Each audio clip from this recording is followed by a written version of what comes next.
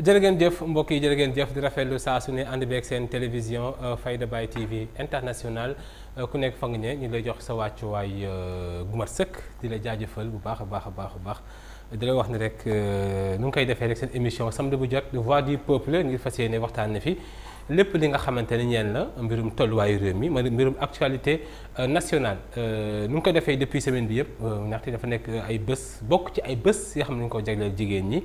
donc suñu ay émission depuis le 8 mars lañu mën a wax ñu daal di ko consacré jigéen ñi daal ngir fexe tamit gën a waxtaan ak ñoom lépp li nga xamante ne ñeel la mbirum tolluwaayu réew moo tax tey ji voix du peuple yi ngeen ko gisee nii ay jigéen kese lañu ci invité yi nga xamante ne ñoo bokk ci différents partis politiques ngir fas yéene waxtaan lépp li nga xam ne ñeel la mbirum tolluwaayu réew mi ñu ciy dalal suñu plateau tey ji ki nga xamante ne moo di Maty Gueye moom bokk parti bii di Pastef en même temps nekk conseillère municipale fële sa Parcelles yor commission féminine ci mairie bu Parcelles ak tamit madame Ndoye Dia Maymouna Ndoye Dia moom tamit bokk ci parti démocratique sénégalais yu nekk tamit présidente HFM du kuréel bi nga xamante dafa ëmb wàllug jigéen ñi madame Touré moom tamit rek responsable APR fi nga xamante ne moo di Ouest Foire ak tamit Yoff ak tamit nekk en même temps mu nekk chargé de mission fële ca ministère de la femme chargé de mission la fa. balaa ñuy xuus si débat mbay mi ku nekk nuyoo daa war Maty ñu ngi lay nuyu baax a baax dalal jàmm ci Fayda Baye. tey ci invitation bi. di nuyu tamit sama naataango madame Touré lay nuyu tamit madame Dia lay nuyu bu baax di la ziar. di kontaan tey ci invitation bi comme ni nga ko waxee tey. je pense bien que femmes bi ñoom ñoo aye. donc boo ñu woowee tey ñu mën a waxtaanee par exemple sur l'actualité. Voilà. Mais aussi surtout par exemple tout ce qui est par exemple femme. donc daf ñuy neex. donc di nuyu ñëpp di ziar ñëpp. voilà di nuyu tamit suñu les spectateurs ñu ngi suivre. voilà merci beaucoup. voilà d'accord Maty madame Touré ñu ngi lay nuyu baax a baax. waaw maa ngi nuyu Diop maa ngi lay nuyu di la ziar bu bare di kontaan ci invitation bi di nuyu sama naataango yi ma fekk Maty maa ngi lay nuyu. di nuyu Maymouna maa ngi leen di nuyu di leen ziar di kontaan. voilà ci invitation bi. Maymouna Ndoye Dia ñu ngi lay nuyu baax a baax. maa ngi lay fay maa ngi ziar ñëpp dalal ñëpp madame Touré maa ngi lay ziar. ni mu tàmbalee moom yomb na trop foo mu yëngu quoi d'abord bu entrer dans le vif du sujet daal di ko tàmbalee ci d'abord la célébration ci fête bii di jigéen du 8 de mars mois de mars sax ñu bëri tamit daal di ko jagleel jigéen ñi nekk mois bi nga xamante ne dañ ciy xeex ak yelleefu jigéen ñi d'abord Maty 8 mars bii da ngeen ko célébrer ak tamit lan ngeen ci li nga xamante ne daal marqué na ci ak par rapport ak célébration bi nan ngeen ko dundee daal yéen li nga xamante ne mooy yow mi yor responsabilité commission féminine ci mairie bu Parcelles Assainies. donc man la fay bu baax Moustapha sa question donc 8 mars man ñu ko feetee moi je ne dirais pas fête je dirais surtout le 8 mars c'est par exemple mois boo xam ne femme bi dafay wax li nga xamante ne moom mooy naqari parce que booy xool par exemple dans l'histoire dañuy gis ne 8 mars c'était surtout fait pour que femme yi mën a xeex li nga xamante ne mooy discrimination premièrement deuxièmement aussi femme bi tamit mën a am des responsabilités dans les instances de décision mais aussi ñu mën a am aussi le droit de vote ñu au Parcelles on l'a pas fêté on a manifesté cette jour-là on a fait de sorte que 8 mars mu moo nekk benn moment boo xamante ni femmes yëpp ñu ci gis seen bopp et ni ñu ko fêté ni ñu ko defee au Parcelles mooy on a regroupé tous les couches féminines ñu woo leen wax leen li nga xamante ne moom mooy les droits et les devoirs des femmes comment les femmes doivent être installées dans les positions stratégiques du gouvernement des partis politiques mais aussi la moo war a nekk seen gëdd vraiment au niveau par exemple des instances de la société donc loolu lañ def par exemple ci 8 mars ñu def ko au Parcelles mais man tamit ma gisoon tamit on l'a fait dans d'autres localité quoi localité ça moom je l'ai vu mais tamit kon may wax rek ne 8 mars na femme yi xam bu baax ne c'est pas une fête mais c'est juste par exemple mouvement boo xamante ni ñun dañuy revendiquer suñu droit dañuy seet ne femmes yi des fois on les écarte dans beaucoup de positions et ça c'est pas normal donc ñun ñu def ko par exemple mu nekk au Parcelles Assainies avec le maire Jamil Sané mu nekk maire boo xamante ni tamit moom dafa jox bu baax gëdd les femmes parce que dane Maty man su ma ñëwee je vais faire de sorte que femmes yëpp mën a booloo waaw femmes yëpp mën a booloo mën a nekk par exemple benn groupe benn say pour mën a jëmale par exemple kon daal ay waxtaan ngeen def ak ay waxtaan ngir fexe ñu développer conditions jigéen ñi daal waaw on a exemple de la discrimination des femmes dans les instances de décision, mais aussi on a discuté surtout par exemple sur l'implication des femmes dans les projets et les programmes de développement. Ñu gis ne femmes dañ leen écarté bu baax mu nekk ci commune yi mu nekk aussi dans le gouvernement. On a discuté de ça te femmes yi tamit ci jour 8 mars wax nañ seen xalaat wax nañ ne comme ça ñoom dañoo bëgg a positionné wu ci société bi mais tamit il y a toujours par exemple cet écart ak xeex bi nga xamante ni góor yi ñu ngi koy def femmes yi. te loolu tam ñu bëgg mu dañ. voilà au niveau des parcelles. d'accord daal ñëwaat bu baax a baax. ci wàllu célébration madame Touré. d'abord 8 mars yéen fête bi ñu jagleel jigéen ñi gis nañu sax keroog àjjuma am na ay assises am na folklore sax lañu mën a wax. fële ca fi nga xamante ni moo di Grand Théâtre d'abord yéen nu ngeen dundee wàllu célébration jigéen ñi. ah dundee ko mbégte la ñuy wax. ndax mbégte ak contentement. ndax ñu ngi dafa tombeek talaatay ndeer muy le 7 mars voilà. ñu fête ko au Grand Théâtre mu nekk fête bu réussir ci ñun mu nekk fête boo xamante ne ni vraiment képp jigéen boo fa gis na fa sa bopp ndax gis nañ mobilisation ba fa am keroog kon jigéen ba déplacé wu këram ba yegg si foofu Grand Théâtre rek c'est parce que dafa ñëw jóg ci wàllu jigéen ñi ñëw fête ko ci bés boobu. mais xumbaay yi bëri woon na loolu sax. xumbaay suñu bés la c'est très normal parce que su fekkee nit ki lii mooy sa bés da nga koy fête nee nañ jour mars bi 8 mars par exemple ñun 7 mars lañ ko def. mais 8 mars jigéen ñi ñoo moom. mais est-ce que amul am ay waxtaan ay ngir fexe. bien sûr il y avait des financements parce que balaa loolu ministre de la femme dem na def ay tournées Ziguinchor Thiès partout.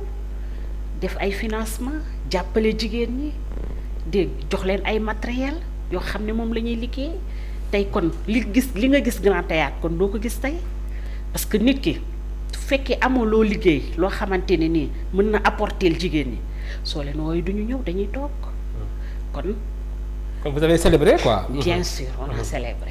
voilà d'abord Maïmouna 8 mars bi yow ngay femme tamit entrepreneur tamit di militer ci parti démocratique sénégalais. yor HFM kuréel bi nga xam ne dafa ëmb jigéen ñi na ngeen ko célébrer ak tamit yan moo la ci gën a marqué ak bu doon sago tamit na ngeen bëgg ñu améliorer ko ci wàllu condition jigéen ñi. 8 mars ñun nuñ ko dundee bon seetaan nañ folklore yi après bu nekkee folklore seulement folklore ça ne règle pas le problème. Les femmes sont fatiguées jigéen ñi dañu sonn xiif. On a besoin de financement mais faudrait pas que ñu xaar ay 8 mars di dig nit yi ay financement pour pouvoir les rassembler. Il s'agit plus de rassembler ay nit il s'agit ñu faj soxla nit yi c'est-à-dire aujourd'hui Sénégal ku ne gis ci sa bopp c'est pas parce que ñëwoo ko waruñu la financer en tout cas il y a beaucoup à faire. des na ay failles yu bëri quoi par rapport ak wàllu. il faut que jigéen ñi xam ni seen place ñoom ñoo koy jënd ci seen bopp. c'est pas maintenant que góor ñi dañ leen koy jox il faut que ñoom ñu jóg liggéey pour jël seen place seen bopp. aussi ñu arrêté di.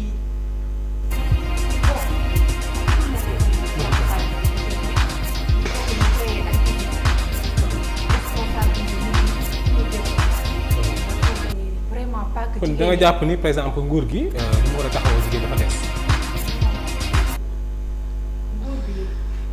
pas ces données là mais je sais que mu ngi def lu mu mën maintenant ni mu koy defee est-ce que noonu la jigéen ñi daal lay ñaax ñu jóg liggéey seen place yi ñu moom ñu ñëw assumer ko jël ko voilà donc loolu laa xalaat 8 mars moi j'ai pas vu de journée d'homme journée de la femme laa dégg c'est juste pour montrer que genre les femmes ont besoin d'être aidées pour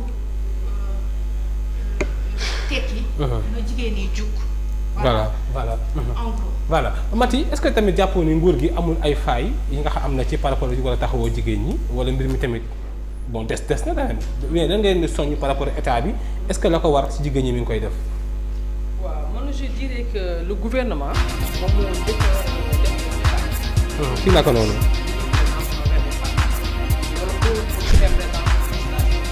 je l'avais dit la dernière fois ma ne boo gisee au niveau des ministres.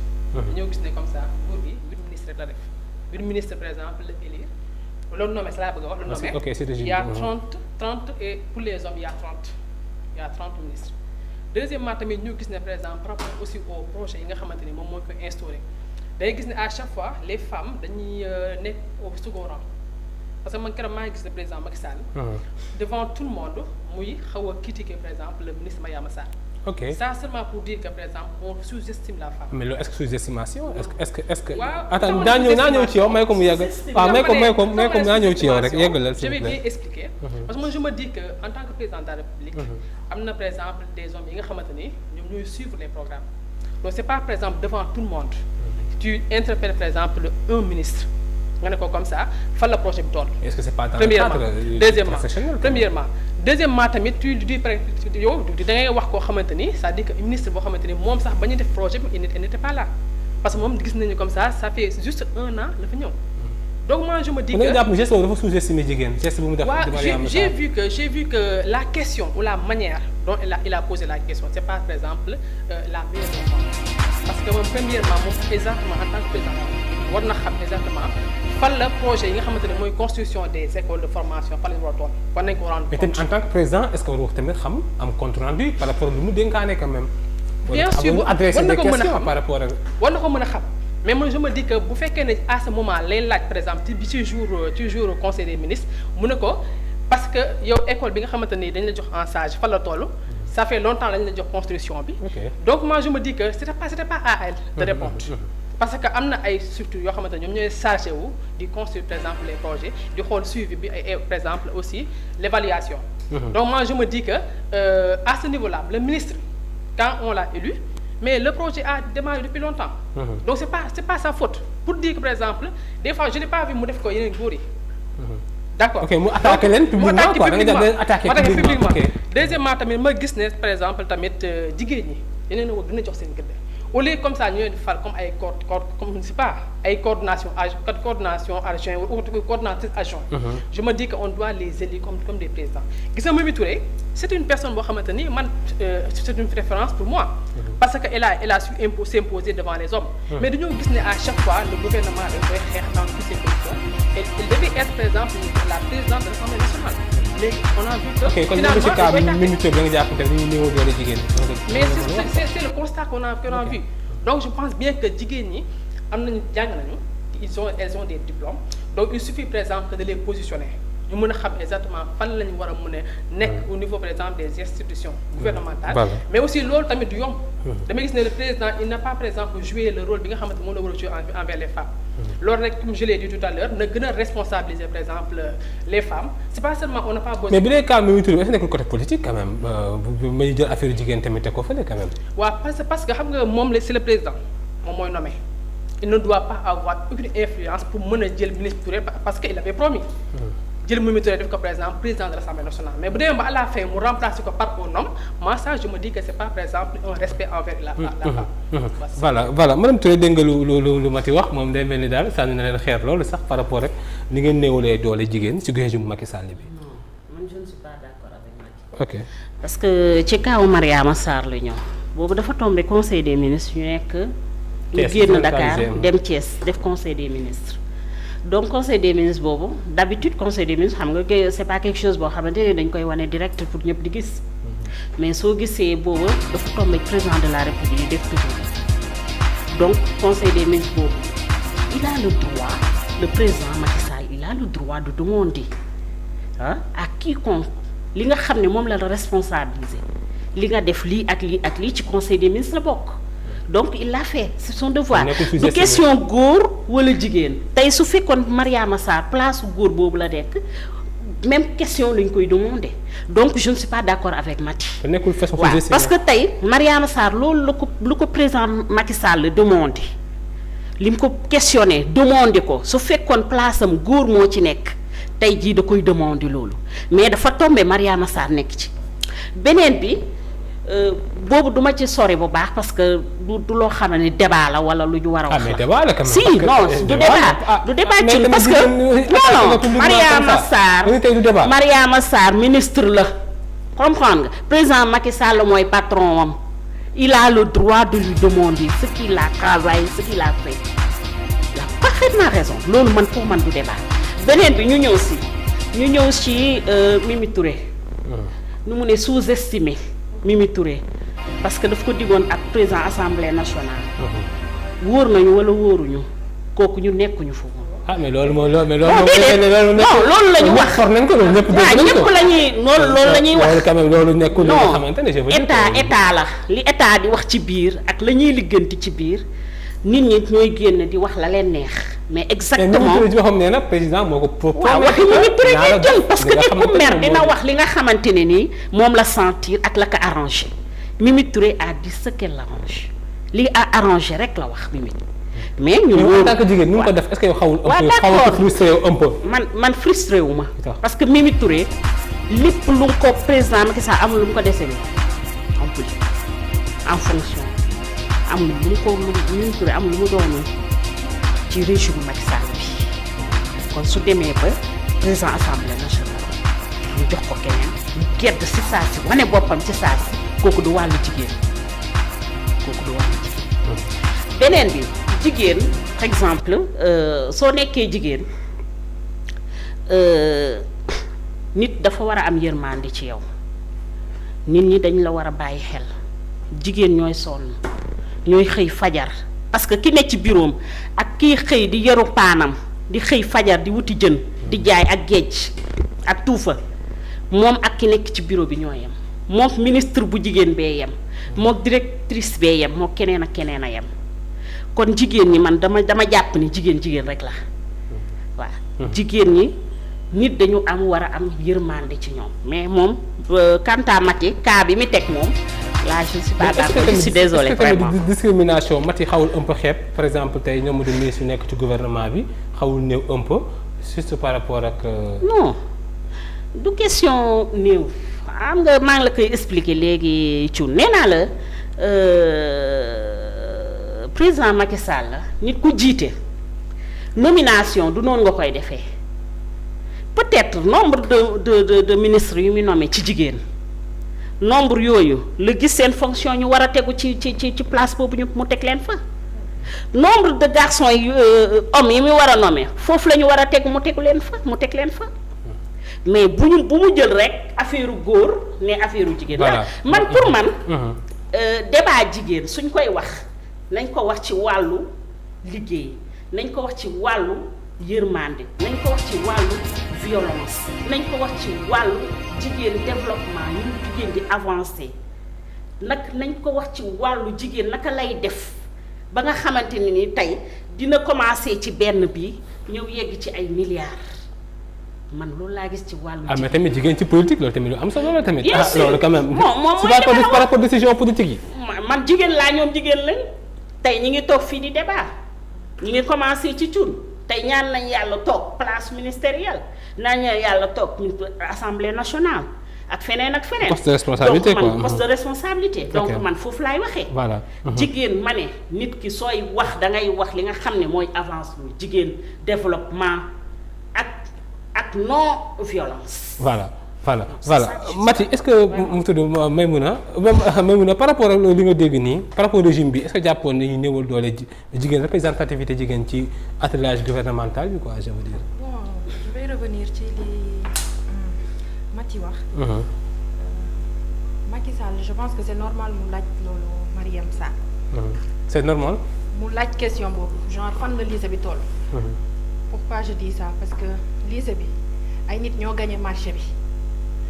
war ko liggéey sous-traité ay doomu jàmbur de petites entreprises yoo xam ne jusqu'à aujourd'hui qui attendent d'être payées ñi amul doole ñu bari ils ont payé très cher te dañu yor seen njaboot war leen a dundal moi j'ai vu des gens ay menuisiers métalliques des trucs yooyu noonu nga xam ni c'est ñoom ñoo def le boulot ok nga xam ni rendre nañ affaire yi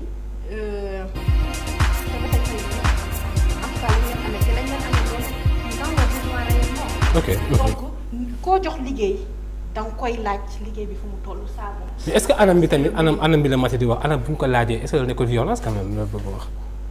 waaw su la laajee ak benn anam nga tontoo ko ci même anam bi rek. président de la République. da la poser question. non sa patron bu la laajee danga koy répondre mais du yàlla du yonent. il t'a donné un boulot à faire il te demande fan la toll ça c'est ça.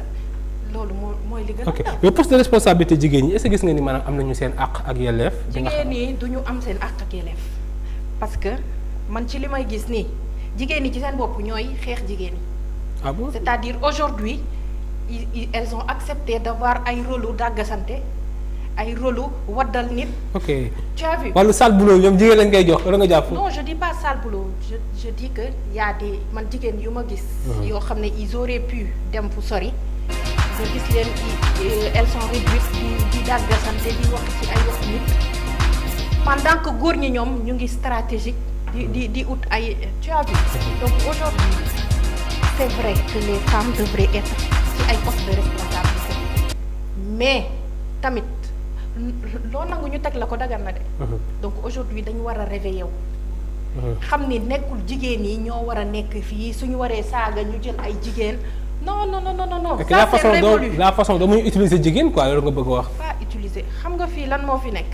c'est-à-dire 6e ndaar ba terminal. soo moytuwulee jigéen a jël pee ci classe gi. mais le syndrome du bon élève ça ne marche pas ci kaw. c'est pas parce que Mimi moo gën a travailler que dañ koy jox tel poste ay kuuba la. ok il faut apprendre mais aussi il faut que nga xam yow yaay kan. maintenant entre Mimi ak Macky nag man duma ci wax duma ci dugg ndax xam naa ni ay xarit bon je ne sais pas. mais jàpp nga ne wuñ daal. non non dafa am man ay nit yu dend. yu xuloo dama ci mandu. parce que mais malgré bi mi wax yëpp tamit mi muy sànni na xeer de. man c'est très normal bëñ ak làmmiñ ñoo dëkk. ok kon yow mi muy. waaye yàgg daje. que sa place n'est pas dans l'opposition quoi nga gis ni mu nekkee nii. xawma sa place est où de mais je sais que elle est très bien placée à côté de Macky. ah bon loolu xam naa ne madame Touré ci wax d'abord Maty par rapport ak bi ba daal di tëj chapitre boobu looy tontu madame Touré ci li nga xamante ni wax na ko surtout par rapport politique état bi.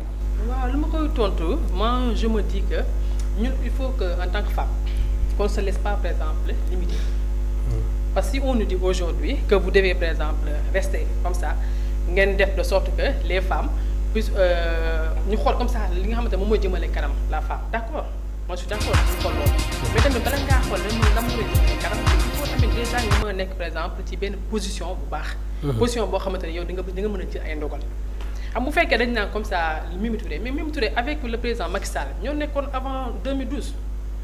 elle était d'accord elle était par exemple ministre de la justice mais yàgg fa deuxièmement tamit d'accord nekkoon na primature aussi. d'accord nekkoon na primature aussi mais à chaque fois da ngay gis ne comme ça day am benn xeex day am par exemple benn attaque envers elle moi je me dis que en tant que femme dañoo war a comme ça xam la muy suñu gëdd sans que madame Dia bu gox léegi. xam nga nit ki lu mu nangu nga teg ko dagan na. mu nekk Mimi Touré mu nekk keneen ak keneen moi je me dis que il faut que les femmes ñu mën a xam exactement ñoom lan lañ bëgg.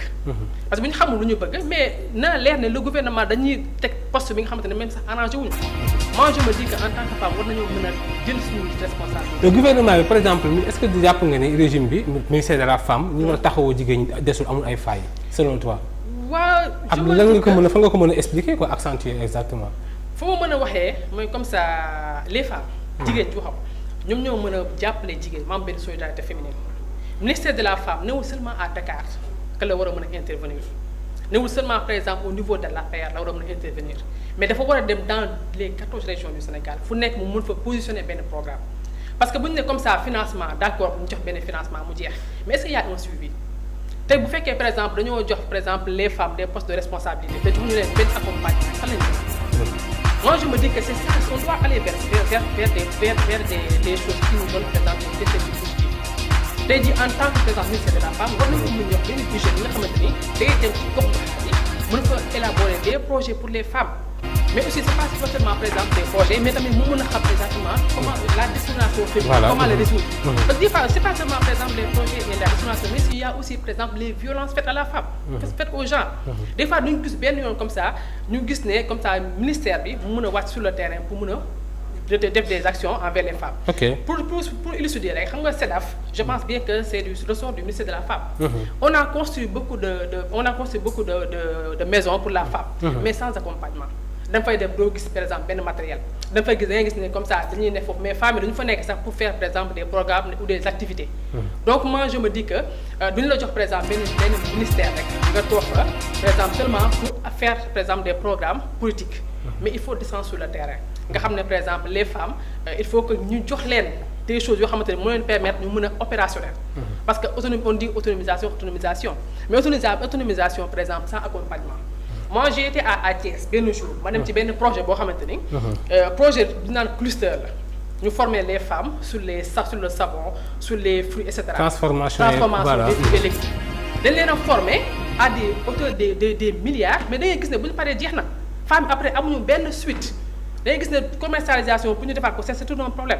moi je me dis que donc c'est un programme qu'on doit élaborer pour la femme premièrement bu ñu ko élaborer ba pare mu am benn suivi. parce que bu ñu fekkee ne dañoo construire beaucoup d'écoles. beaucoup de centres de formation ñu mën a comme ça des fois nga gis ne comme ça ñu construire des établissements pour la femme. ñooñu dañu leen di former wala leen di jàppale mais bu ñu construire amul benn équipement. premièrement deuxièmement formé la ba pare amul benn accompagnement ñu bàyyi la mais moi je me dis que ça sert à rien donc ñun nañu positionné wu xam lu ñu bëgg te bañ à chaque fois tamit di nekk rek ni comme ça ministre bi waxee li wala président bi waxee li dañ ko topp par exemple sur sa politique sans ñu xam exactement ce qui est dans la base ñu mu ko topp d'accord voilà dégg nañu madame Touré li nga xamante wax na ko par rapport yow en tant que chargé de mission au ministère de la femme nee na yëf yi daal des na ñu mu war a programme ñu ko doxalee dëgg dafa des loolu nga ciy expliquer exactement pour que askan bi mën a xam maa ngi nuyu ministre de la femme Fatou Diané di rafetlu liggéeyam bi muy def ci jamono ji ñëpp ñu ngi koy gis di ko xool ni muy dérouler surtout en dehors de Dakar ci région yi bu baax mi ngi ciy def gënt lay kàttanam lépp loo xam ne mi ngi koy def ci femme yi donc lu jëm ci wàllu développement ak lu jëm ci wàllu financement ak lu jëm ci wàllu matériel lépp loo xam ne jigéen da ko soxla moom da lay suivre maintenant dootul jël rek financement jox la ko comme tey jii ñu jël mat yi yëkkati financement jox ko après son suivi donc ñu seet non maintenant non attends ministre de la femme Fatou Diané actuellement nii du doxee lay noonu képp koo xam ne da ngay jël financement dafay da ngay teg projet bi ñu naan lii tax ngay jël financement bi fii ak fii nga koy def ba pare day am suivi beneen bi dafa ne woon sànq violence faite aux femmes ne maison yi amul benn suivi kii ñu koy tout ça mais ñu ngi construire du yàgg dinañ ko inaugurer parce que Fatou Diané génn na tout récemment ci benn télé wax ko du yàgg dinañ ko inaugurer quoi dinañ ko inaugurer du yàgg waaw donc man loolu awma ci lu ma ciy tiit wala lu ma ciy toog ci politique non non APR rek doo bokk ci non ñëpp ngi ci bénéficier non parce que déjà moom la mati interpellé non xam nga ñi ngi ko digaaleel ñoom tey suñu ne woon tey nañu indi 10 personnes par 10 ñëw ne nañ leen financé du ñu indi seen papier duñ ko indi non xam nga lu tax dañ ko essayé mais xam nga lu tax ñoom duñ ko indi duñ fa ñëw duñ fa jege parce que Sénégal la moo xam Pastef moo xam PDS moo xam leneen ak leneen mais gouvernement bi nga xam ne actuellement moo fi nekk may ko mu yeggale may ko mu yeggale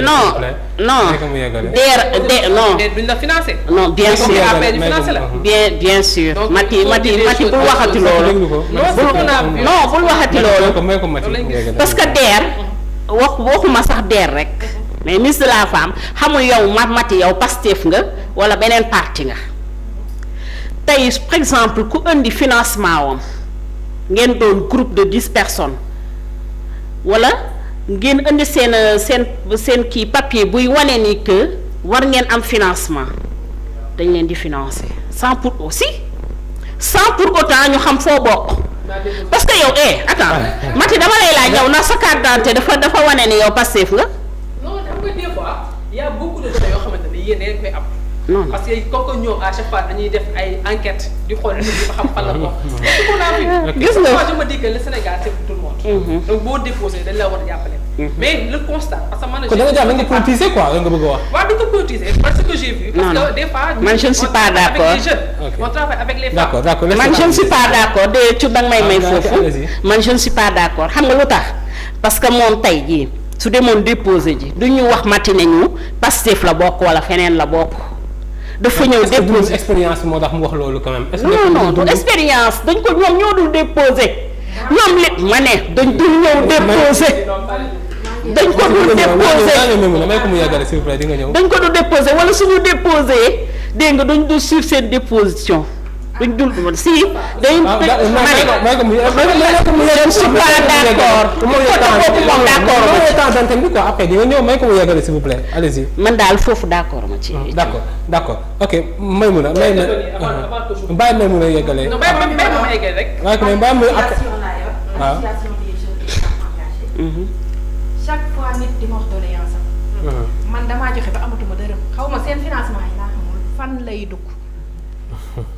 liggéeykat yi may dem yëpp lu ñu may wax déposé nañu benn message lañ leen di envoyé c'est en cours de traitement man personnellement j'ai déposé ba ma demee di déposé xam nga lan lañ ma wax da ngay dem ci benn gestionnaire de xaw ma kan ngay dem fay ko pour mu def gestion de projet bi xaw ma yu kenn xamul.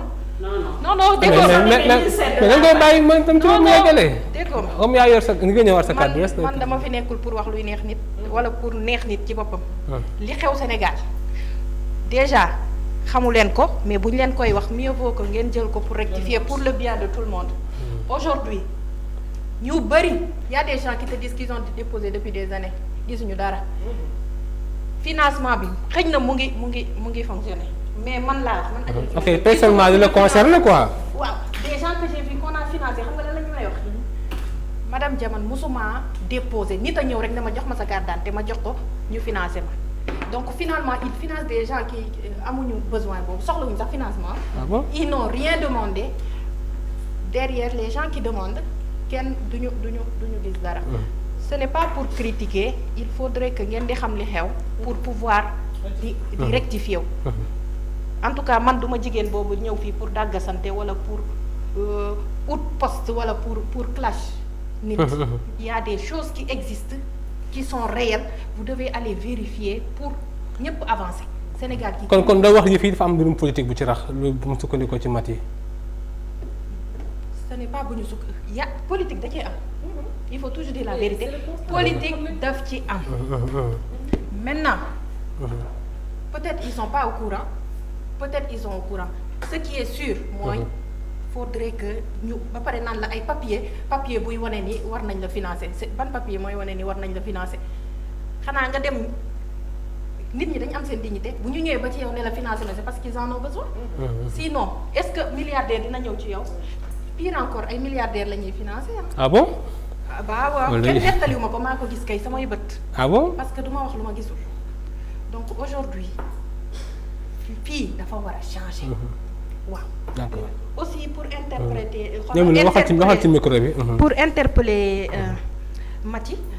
Maty j'aimerais savoir sa mère bi qu'est-ce qu'il a fait pour jigéen ñi.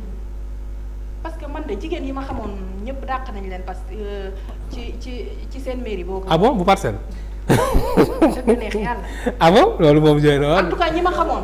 fausse information. non ñu joxe fausse information dépassé nañ âge fausse information. may ko mu yeggal après nga tànn. ñi ñu dàq ñëpp nan lañ leen dàq comprendre du ma c'est pour ça que je pose des questions aussi j'ai vu ay pères de famille pourquoi j'en parle parce que fii lañ nekk mooy ci seen kii bi nan la tuddati sax marché Dior bi j'ai vu ay pères de famille yu doon jooy parce que dañoo en tout cas. opération déguerpissement bi. déguerpissement bi j'ai vu sa mère taxaw wax ni jëlee na leen fa après day seet fu mu leen di teg nan la nit di jëlee nit fenn ba pare doo ko seet fu mu leen di teg est-ce que warul woon seet fi mu leen di placer ba pare en même temps dama koy dégg mu naan non fi ñu leen bëgg a teg ñoom ñoo fa bëggul. y a beaucoup de questionnements il faut savoir que ces pères de famille là y a des femmes derrière yoo xam ne ñoom bu ñu andiwul lu ñuy lekk ñun duñu mën a lekk. du mën jëfandiku voilà. comment nit day ñëw rek parce que ce sont ces mots ah. nee na nit ñi bu ñuy dëj sax duñu am fu ñuy bâche c'est ça qu'il a dit. je ne sais pas mais damay. ok question la machine na ko répondre damay laajte comment ça se fait nga dàq ay nit ba pare en tout cas fi ñu nekkoon ba pare doog a seet foo leen di caser. ok Maty s'il vous plaît Maïmouna parce que j'ai vu beaucoup de xam nga man parfois j'aime suivre maanaam aujourd'hui doo ma wax ci nit man damay déglu li nit ki wax.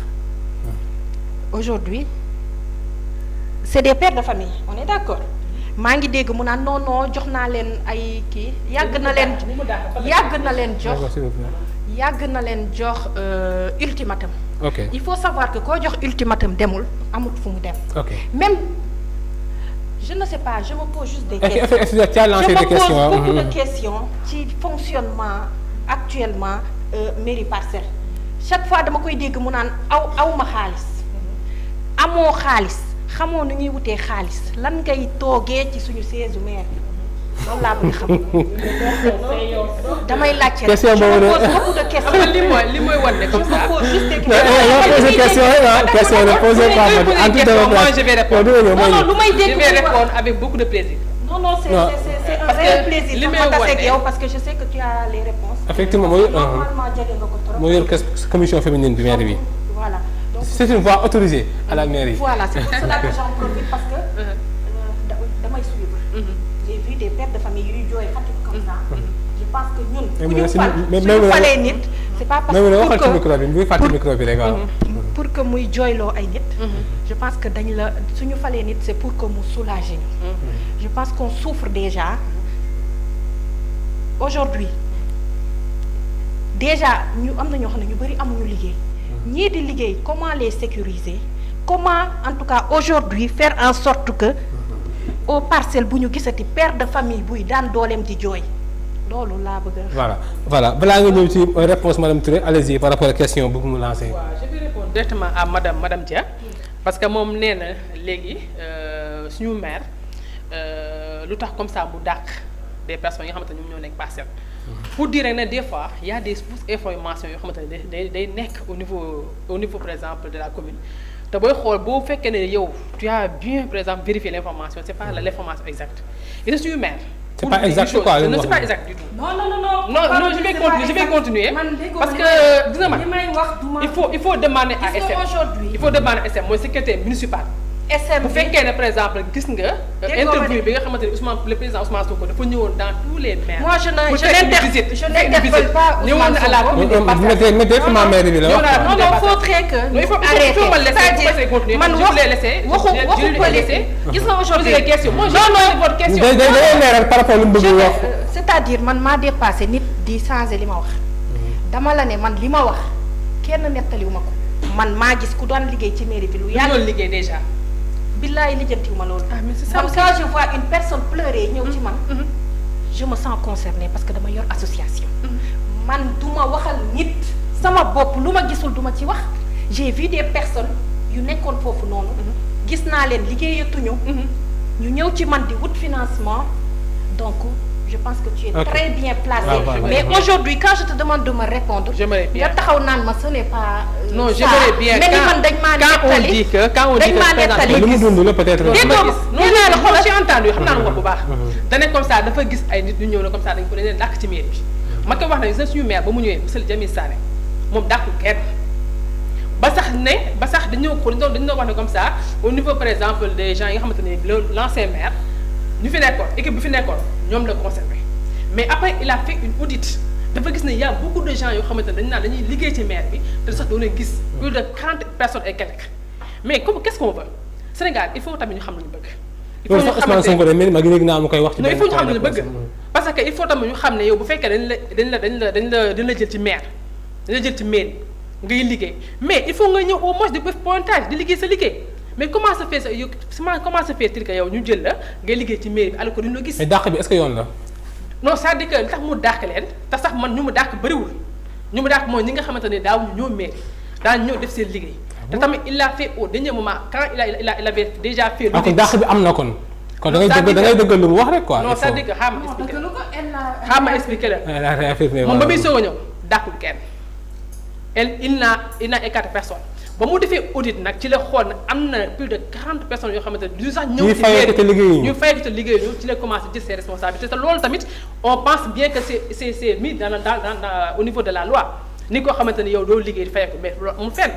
Donc Sénégal il faut ñu dem Moustapha il faut ma laisser terminer. il faut ñu dem foo xamante ne c'est la gestion inclusive mais aussi une gestion bi nga xamante ne c'est une gestion saine les gens ñu xamante ne bu ñu leen di fay dañoo war di liggéey. Sénégal loolu moo la yàq da ngay ñëw ñu lay fay te doo liggéey ñu bëgg naan comme ça nañ bàyyi masla nañ leen bàyyi par exemple ñu liggéey sans ñu dàq leen mais ku liggéey normalement da nga bàyyi sa morom ñëw parce que instant bi dañuy gis ne comme ça y a beaucoup de jeunes ñu nekk au niveau des parcelles bëgg liggéey mais bu fekkee ne comme ça am na ñu bëri ñoo xam ne leen di jël ci mairie bi du ñu ñëw à l'heure premièrement deuxièmement du ñu sax def pointage troisièmement yow. loolu est-ce que raison la est-ce que c'est raison pour dàq leen tamit est-ce que raison la quand même pour dàq leen. mais bu fekkee ne par exemple xanaa yow mi sax bu fekkee dañu la jël fenn ngay liggéey boo toogee par exemple ay jours ñëwoo mais nañ la laaj pourquoi tu n'es pas venu bu fekkee joxoo benn explication mais il y a des sanctions yi nag mën na nekk ay degré mën nañ la avertir une fois deux fois trois fois mais bu yàggee dañu lay dàq. ok ndax pour revenir question madame Touré lu mu posé sànq. par rapport ak financement yi yu mel noo ko ci tontu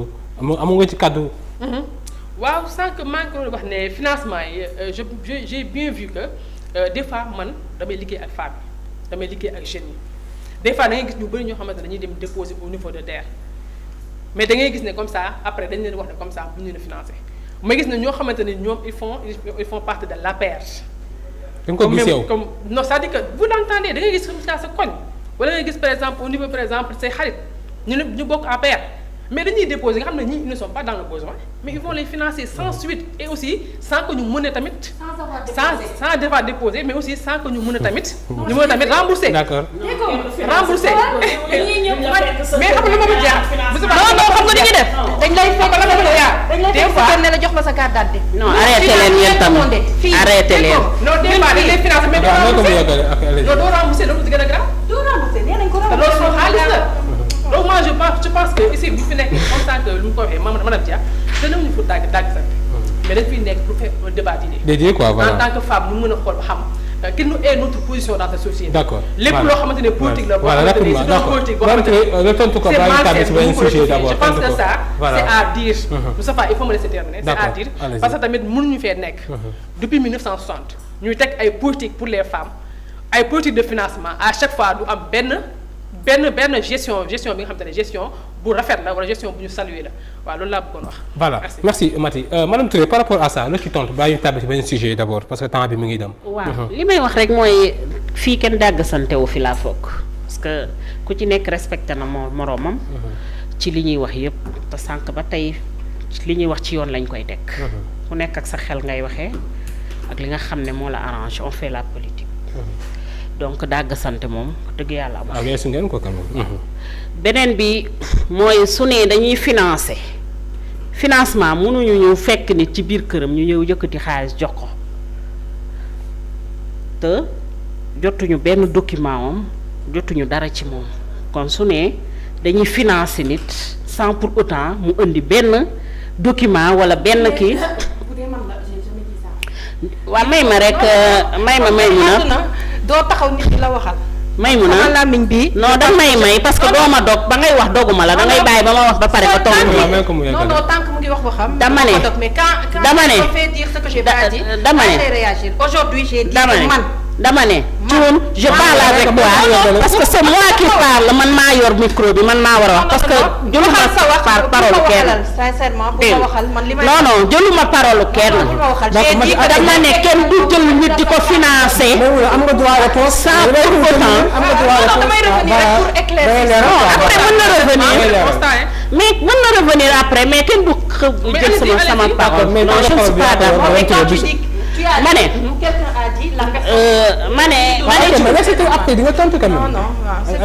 man kenn du jël sama parole du ma ko nangu ma ne financement kenn du ko jox nit sans pour autant joxe woo benn document nit mënoo fekk nit fa mu toog nga yëkkati financement jox ko comme ça c'est impossible loolu fu mu nekk amul fenn beneen bi mooy li ma wax leer na néew ma amul ñu jot financement lépp loo gis am na ñu am ak ñu amul ñëpp mënuñoo amandoo benn bërëb ñëpp mënuñoo amandoo benn affaire fokk ñu am ñu rejeté ak ñoo xamante ne dañ leen di accorder. est-ce que ñoom nekkul lu ñu dund moo tax lu ñu dund moo tax ñoom. non bul du non question politique moom non du Maty xoolal xam nga lu tax. non attends xam nga des fois tamit il faut ñu wax la réalité. Maty bu ñu nekkee Maty may ma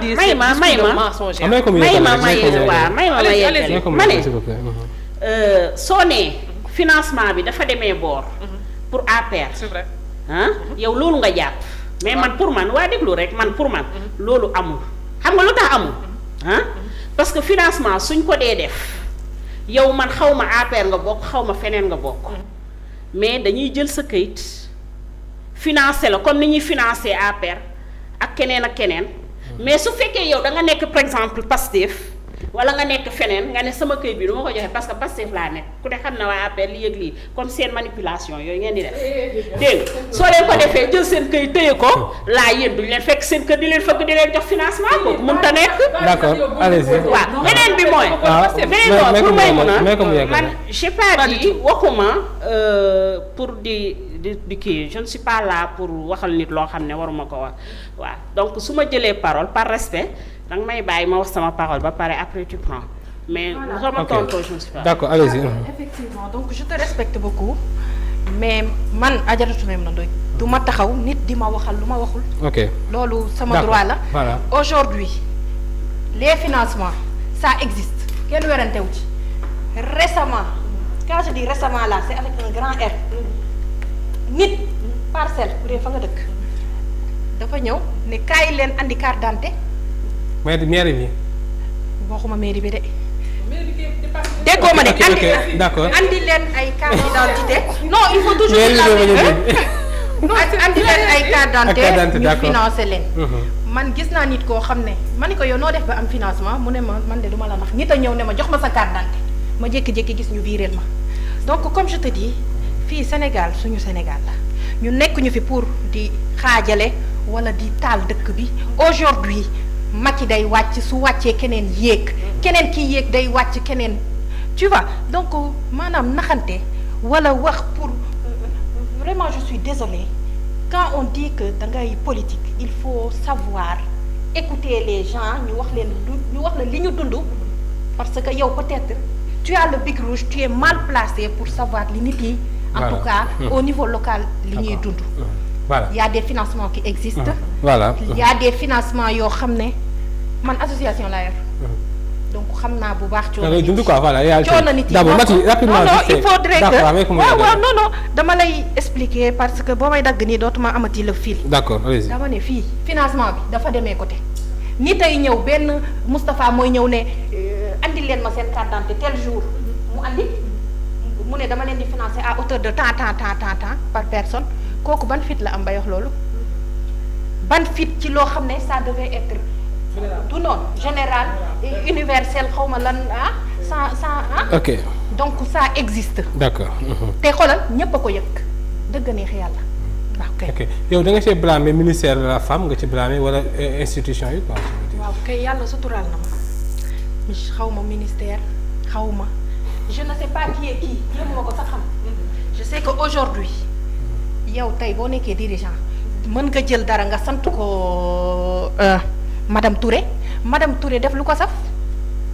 ok c'est très possible. ok qui est qui xawma ko qui fait quoi dans quoi je ne sais pas mais je sais que ça ne marche pas et même si ça marche ci benn côté la dem marcher au détriment des autres comment faire pour rectifier le tir c'est ça le vrai problème. voilà Mati rapidement mel ni sax xam naa ne fii mu ne dañuy tëj sax wàllu woowu par rapport ak financement yeeg li ni mel tàbbi ci biir actualité ndax tamit waxtu bi mi ngi ñuy xooj déjà rek on a fait plus de 50 minutes temps bi dafa gaaw voilà wax nag si mbirum manifestation politique yi war a am incha allah le 15 de C17 mel ni Ousmane Sonko ba ki dem dana def point de presse ngir xamal ni par exemple ay manifestation dafay am bu si njëkk meeting bu mag ñu ngi koy waajal bu baax a baax Yewwi Askan Wi nañu mën a wax mu mel ni bu ñu sukkandikoo ci point de presse Yewwi Askan Wi Mati ci yow laay tàmbalee day am ay jafe-jafe yi ngeen nemmeeku ci réew mi ba ngeen jàpp ni war ngeen mën a manifester sur toute l'étendue du territoire national la ñu wax bon est-ce que tamit nekkul benn tension bi nga xamante ni parce que nee na dégg naa sax ñu ni bu ñu leen jox autorisation sax dañuy marche loolu est-ce que tamit bu ne résistance wala lu ni mel mënul am benn tension ci dëkk bi nga xamante ni moo di fan yi ñu dëmmal. waaw jërëjëf Moustapha ci question bi man donc damay wax rek ne il faut ñu revenir en arrière encore il faut ñu xam exactement la constitution lan la wax ci le droit de marche. mais aussi lan la wax par exemple sur le droit aussi de manifester quand on a quelque chose bi nga xamante ne daf ñoo metti di wax rek ne l'article 4 de la constitution. sa constitution ñëpp xam nañ ne moom moo tënk réewu Sénégal. voilà. bu waxee ne comme ça dans son article 4 toute personne a le droit de faire par exemple une participation je veux dire ou animation citoyenne je pense bien que loolu les états ou par exemple le gouvernement da ko respecté. tey jii ñu constaté ñun à chaque fois bu ñu jugee ñu def par exemple déposer sax on dépose. dañuy déposer par exemple pour faire des meetings wala des fois dañuy déposer pour faire des marches wala ñu déposer aussi pour un peu par exemple dire ne wax ne comme ça ñun réew mi nu muy doxee neexul. parce que loolu da nga xam moo defee mënoo dóor kenn. c'est seulement par exemple des manifestations nga war a mën a wax exactement qu'est-ce que la moo nax la ci réew mi. mais dañoo constater à chaque fois bu ñu déposer au niveau des sous-préfectures dañ naan comme ça c'est impossible. mu leen di refuser quoi. waaw dañu koy refuser te mu nekk loo xamante ni c'est un droit parce que moi je me dis que bu ñu demee ba nga xamante ni la personne bi nga xamante ni yow en tant que sénégalais boo déposer dans les institutions qui sont compétents pour vous permettre de faire des marches ou faire des meetings ñoo leen mënoo ko def alors que bu fekkee y a d'autres partis qui le font bu fekkee ñoom déposer ñu pour faire des marches wala bu fekkee par exemple dañoo bëgg a manifester bu fekkee dañoo bëgg a def seen meeting ñu autoriser leen ko. mais à la fin qu'est-ce que tu fais tu te dis que moi je vais faire ça parce que je vais le faire par force. est-ce que loolu tamit respecter institution la quand même ñu tere la nga da ngay def par force. waaw non je dirais que gis nga Moustapha yow des fois xale bu ndaw sax yow sa doom bu fekkee ne moom il a le droit de manger il a le droit de sortir pour un peu jouer nga dem ba ci yàgg nga ne ko léegi dootoo dem fenn toogal fii nga jël sa beneen doom boo xamante ni peut-être yow je sais pas sa beneen doom boo xamante ni yow moom nga gën a bëgg nga ne ko yow defal la neex te dara du la ci fekk mais à la fin dina rebelle wu donc pour wax ne ñun marché bi nga xamante ni moom la ñu war a def le 15. le 15 voilà meeting bi moom la ñu war a def le 14. c'est la constitution qui nous le permet. mardi le 14 c'est la constitution qui nous le permet. ok bu fekkee nag mu jox leen autorisation. waaw bu ñu jox autorisation moi je me dis que nos leaders ils en ont parlé. nee nañ ñoom parce dañuy que forcer mënuñu à chaque fois ba ñuy def comment on appelle le meeting de Mbacké gis ngeen ko on a fait une autorisation jox ko préfet bi nga xamante ne moom moo nekk Touba jox ko plus de 15 jours. mu bàyyi ba nga xamante ni suba la ñu war a def mais le meeting mu interdit ñu ko ñu gis ne par exemple l'APR def na benn meeting au niveau de Guédiawaye. Pikine au niveau de Pikine mais ils l'ont autorisé. te des fois sax man ñoom damay gis ne comme ça des fois est-ce que sax dañuy déposer ay demande d'autorisation. ndax duñu déposer quand même. parce que man mosuma gis comme ça ñu war a organiser benn manifestation ba ñu tere leen ko te Sénégal ñëpp a ko bokk. ok donc moi je me dis que en tant que opposant war nañoo bàyyi nit ñi mën a exprimer wu li nga xamante ne moom moo leen def mais mal au cœur.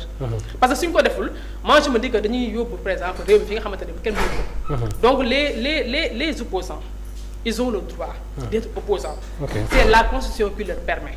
bu fekkee ne ils ont quelque chose boo xamante ne dañ leen a mettre ci réew mi parce que ñun dañoo gis ne y a beaucoup de personnes yoo xamante ne dañ leen a interpeller et aussi dañ leen a yóbbu dans les prisons. on a beaucoup de détenus politiques au niveau de PASTEF plus de 150 jeunes. nañu teg loxo 150 ñu bokk PASTEF plus de 150 jeunes yoo xamante ne ñu ngi PASTEF on les a interpellés wax leen ne ils font un trouble à l'ordre public. te moi je me dis que lan mooy trouble à l'ordre public à la fin il faut qu'on les explique yow nga def par exemple benn groupe waxtaan li nga xamante ne wala discuter li nga xamante ne moo naqari ci réew mi loolu mooy trouble à l'ordre public. alors que les préfets doivent un peu par exemple encadrer ces manifestations. pas les interdire. donc moi je me dis que nos leaders l'ont bien dit.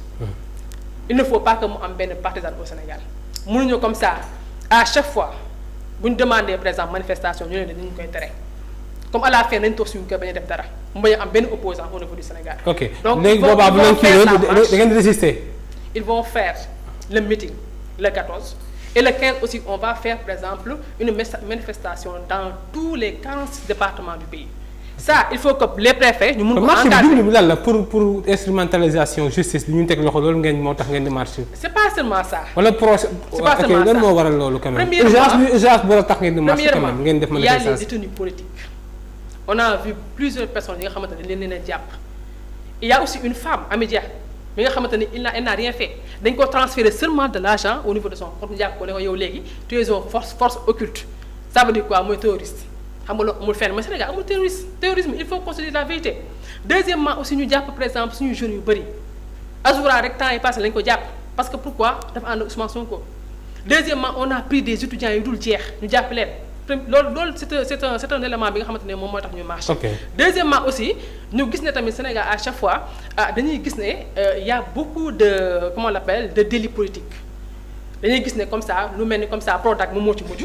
nga gis ne on a pris notre. boobu daan ci ñëwaat voilà. daan ñëwaat ci dossier Prodac bi madame Touré par rapport ak Maty lu mu wax jëm ci marche bu ñu def le 15 le 16 mais est-ce que tamit par exemple une fois dinañ bàyyi ñu manifester rek comme dañoo bëgg manifester ngir tamit def ko ci jàmm ak islam mu am benn débordement quand même. waaw man soo may laaj danga may laaj sama président Macky Sall li mu liggéey li mu def ci dëkk bi li nga xamante ne nii mooy développer Sénégal mais quant à marché ak fitna yi am Sénégal loo xam ne mosu fee am man nag ba ma juddoo ba tey xëy na li ma juddoo yàggul mais fitna yi surtout te lii laisser-aller bii ñu gis Sénégal mu fii am suñ ko bàyyee nii dina doon loo xam ne ëllëg suñuy njaboot ci fitna la ñuy Sénégal xamul fitna. jàmm la ñu mës a dund 14 morts yi fi amoon mois de mars passé mu metti lool ay yaay lañ duñu jur am ay frères ak i mbokk yoo xamante ni nii xëy na am na ci ñu bokkal ñu dee ci 14 morts yi comme ça. ci manifestation nit ki mën nga am lu la metti demal Europe feneen ak feneen dañuy def seen manifestation mais du ñu jël loo xam ne président de la République da ko liggéey ñu toj. mais loolu est-ce que. déglu rek may ko mu yeggali s'il vous plaît. dañuy toj. xam nga toj ay bus lu ko waral mais defal li nga xam ne moo la naqari defal sa manifestation nga wane li la metti mais toj ay bus daal di séquestrer ay Auchan toj Auchan jël alalu jàmbur yi ñu teg ko fan lañ ko teg mais loolu réew dafa war a am droit ak loi man de su ma nekkoon place su président Macky Sall lii am dootul amaat le lendemain. li tax loolu. du ma am lan ngay def lan ngay def exactement. non parce que est-ce que tamit loolu démocratie la. non parce que protection la. ki jël pourquoi on refuse les manifestations aux opposants te mu nekk dans la constitution. ku jël alalam c'est le débat. non parce que li tax manifestation yi Maty. ñu koy bañ.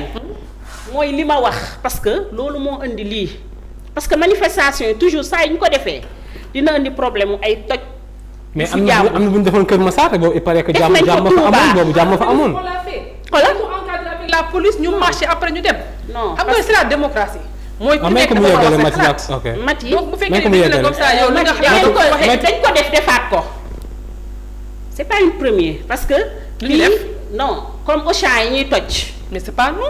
non attends c'est pas non parce que yéen a manifesté manifestation yi ci ñoom la jógee ba yooyu yëpp am ah. non on a organisé. qu'on se dise la vérité ñoo demandé par exemple à ce qu'on fait une meeting. mais bien sûr kuy def meeting day demande autorisation. kuy def manifestation day demande autorisation. moom par exemple ay waaw dama may ma développé parce que dama may tranquillement allez-y mais il faut dire les choses comme elles sont. mais daf may ma wax dama ne li ma wax mënul tax ma bañ ko wax dama ne sooy manifester su demande autorisation ñu may la soo ko defee ci réew mii da nga koy def ak tranquillité waaye jël ay Auchan di toj ay bis romb la yu bees tàq ñu defar ko ngeen toj. est-ce que ñuy manifester est-ce que amul infiltré amul ku ñu infiltré. mais ñoom ñoo woote de façon buñ ne ay détruit parce que ñun duñu xam ñan lañ. on est responsable. comprendre ñoom ñooy responsabilité parce que ñoom ñoo autorisation may ko s'il vous plaît man may poser question may poser question est-ce que ne yéen la mais c'est ça jour bi ngeen koy def ak fa ngeen koy defee ak waxtu bi loolu am loolu ca la xew buñ ko bañee lay am mais buñ ko nangoo jàmm l'encadrement. léegi kon yéen c'est forcé quoi soo leen bañee suñu bañee benn affaire da ngeen di yàq sacastré. c'est notre droit bu ñu ko bañee qu'est-ce qu'on fait. je ne suis pas d'accord. et c'est pas nous qui sacasse il faut tamit loolu tamit normal loolu bañee dëgg yàlla ñu bokk suñu Sénégal il faut qu'on dise les choses comme elles sont. c'est pas nous xam nga yow ñun on est responsable ñu nekk Pastef wala ñu nekk dans l'opposition ce sont des personnes yoo xamante ni dañuy liggéey. ma ne man su ma ñëwee dans la politique c'est pour bien faire. ma ne bi ñu ma bañal manifestation mooy ñaan damay toj ay Auchan ñoom seen. mais à toute chose mais y a des bandits qui intègrent. ok d'accord. y a des bandits léegi nag yow pourquoi ngeen di jox loolu. ñoom ñooy occasion boobu bandits yi pour ñu def ko est-ce que ay bandits. est-ce que administration territoriale bi amuñu information. quand même est-ce que woon nañu ni ñoom la. est-ce que amuñu information. may ko s'il vous plaît allez Maïmouna. parce que man je dirais que l'administration territoriale ñoom dañoo war a xamante ni ils sont là pour la population sénégalaise. tey jii bu fekkee ne comme ça dañ leen a fal ñun suñu xaalis leen jox ñu nekk foofu en plus tamit ñoom dañoo jàng ba am seen diplôme. ils ne sont pas là pour l'État tey jii bu fekkee dañoo demander une manifestation wala un meeting. ok mais dañoo war a autoriser. d'accord war ñu encadrer. voilà c'est ça leur responsabilité. voilà mais mu ne par rapport ak. mais waruñoo bañ à ce que les opposants bañ di manifester benn affaire boobu. mais il faut les encadrer. mais mu ne par rapport aux manifestations yu am la ñu semaine bii di ñëw. donc sama constat mooy y a beaucoup trop de manifestations ici au Sénégal. Il y a trop de manifestations, ça montre seulement que jeunes yi amuñu liggéey amuñu lu ñu def donc ils sont là dans le sensationnel comme on dit mais li ma leen di wax mooy il faut que je ne sais pas de mais nañu xalaat jigéen yu ëmb yi war a dem accoucher ji ñu baare yoon yi coow li am na ay nit yu ciy rax moom la ciy wax rek madame. ay non parce que fii dañoo pétrole dafa ñëw ci dëkk bi ñun jàmm la ñu bëgg nu ñuy def ba am jàmm ci vraiment ci lañ bëgg dox mais y a trop man billaay parfois dama naan est-ce que ma nekkuma ci film Hollywood sax ay rey ay c'est devenu man quand je vois les statuts de mes jeunes de mes enfants da nga leen di gis ñuy entraîné wu nan lañu nar a sàndee xeer il faut que ñu xam ne policiers yi ay nit lañu mais les manifestants ay nit lañu c'est-à-dire derrière c'est nos enfants qui vont périr ñun yaay yi ñoo nar a ñàkk ñun jàmm la ñu bëgg lépp nag luy tax ñu am jàmm nañ ci dox mais manifestation yi nañ wax dëgg bari na donc peut-être c'est la justice par exemple que vous pensez que mais man daal damay ñaaw njortu yenn saay quoi xam nga lu tax may ñaaw njort dama gis ci àdduna bi dëkk bu am pétrole rek nii la jàmm dootu fa am te man dund naa lu bari de mais dëkk bi tàngee nii maa ngi koy doog a fekke il faut que vraiment ñu. est-ce que tamit nekk leader politique yi dégg nañu Ousmane Sonko ni garsa fi mu ne yooyu est-ce que jàppoo ni violence bi leader yee ko tàmbale. man de Adjaratou Maïmouna Ndoye du ma voteel ku violent du ma voteel koo xam ne day woo samay doom ci xeex. ku mu mën ci doon ci kaw suuf. c'est-à-dire aujourd'hui s'il continue ci ligne bi baaxul si moom baaxul si ñun. Je ne sais pas quoi. Ousmane Sonko, comme tu aimes à le dire, il a tellement de potentiel qu'il n'a pas besoin d'y voter à la violence. Les APR aussi, man, damay mer quoi. Tu sais qu'ils ont transformé Ousmane Sonko ci mu nekk président au Sénégal. Ah bon ñoo ko defar. Non, je t'assure xoolal. ci naka noonu. yow xale bi suy génn këram. non mais man suñu alalu dëkk bi yépp la ñuy jël encadré ko ah. man samay doom bu ñuy jàngi dama leen di tëj. non aujourd'hui parce que xam nga lu tax. c'est-à-dire mooy li ma la wax rek. comme li ma la wax saa yu war a génnee. waa APR. non maa ngi wax parew ma. may leen mooy mën a yeggale moo yor kàddu s'il vous plaît ñu eggale débat bi. APR ñoo fabriqué Sonko ñoo ko teg fii mu taxaw nañ assumer mais Sonko derrière aussi dañu yërëm rek wax mais non mais je t'assure man su ma doon génn kër ñoo ñëpp darma star lay doon ñëppay seetaan si. ok da nga jàpp ne publicité la quoi pour. film Hollywood lañ nekk di jouer au Sénégal loolu kay moom du dañ. ok et derrière. dafa xew rek. non xam nga Sonko moom nee na ñëpp a xew mais dama ne. dafa xew man de laa wax man du ma jël benn nit encadré ko noonu def ko star ma quand tu regardes bu Macky Sall di génn ak bu Sonko di génn tu as l'impression que c'est Sonko le président de la République. nekk ay sécurité pour am sécurité quand même. sécurité de quoi aujourd'hui tu convoques une personne muy dem. nga fàttali. et Sonko n'est pas n'importe qui, c'est le chef de l'opposition sénégalaise quand même. est-ce que loolu tamit taxul. est-ce que Sonko moom kese moo fi mës a nekk chef de l'opposition yow fan nga gisee loolu ci monde bi fan nga gisee nit ku ñuy daree noonu donc j'ai comme l'impression que waa APR ils sont en train de le fabriquer. dañ ko teg sax ah. man parfois dama koy faa dama da ngay wax dëgg ah. allez-y. non c'est la vérité. allez-y nit ki liñ koy def yëpp. lu wax rek lay dëgg.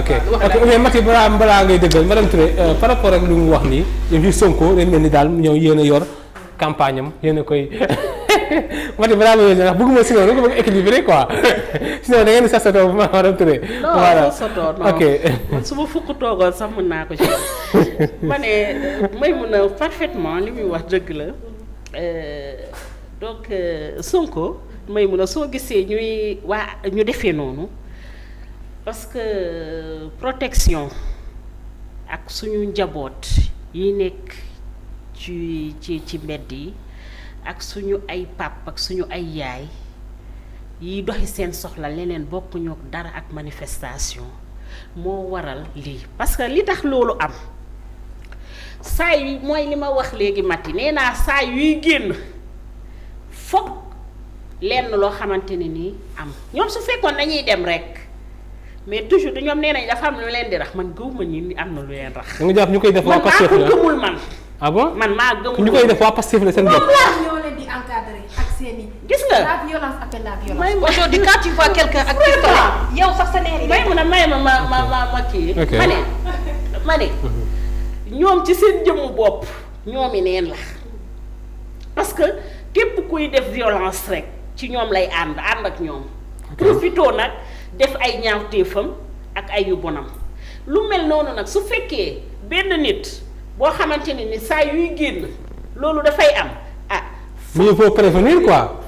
ok merci beaucoup. ok loolu rek la c'est pas Sonko qui nous empêche de passer de ñoom la ak seeni affaire yooyu noonu xaw ma nan la tudd non mais c'est grave. ok d'accord Mati voilà votre mot par rapport à ça. man ma ñëw mooy. xam nga le président Ousmane Sonko. temps yii passé dafa ne dafay dem seeti tous les maires. en tant que maire. waaw ñëwoon na Parcelles Assainies sax. ñëwoon na Parcelles Assainies. voilà. demoon na par exemple Patte d'Oie. demoon na aussi au niveau par exemple de Sacré-Cœur. Sicap Liberté. Sicap Liberté pour chercher par exemple ñi nga xamante ne ay naataangoom lañu. en tant que maire. mais dañoo gis ne ba mu demee ba Patte d'Oie xam ni nga ko wax da ngeen ko comme ça yow mënoo ñëw par exemple Patte d'Oie accompagné de tes partisans c'est-à-dire que ba mu ñëwee Parcelles y a pas de problème.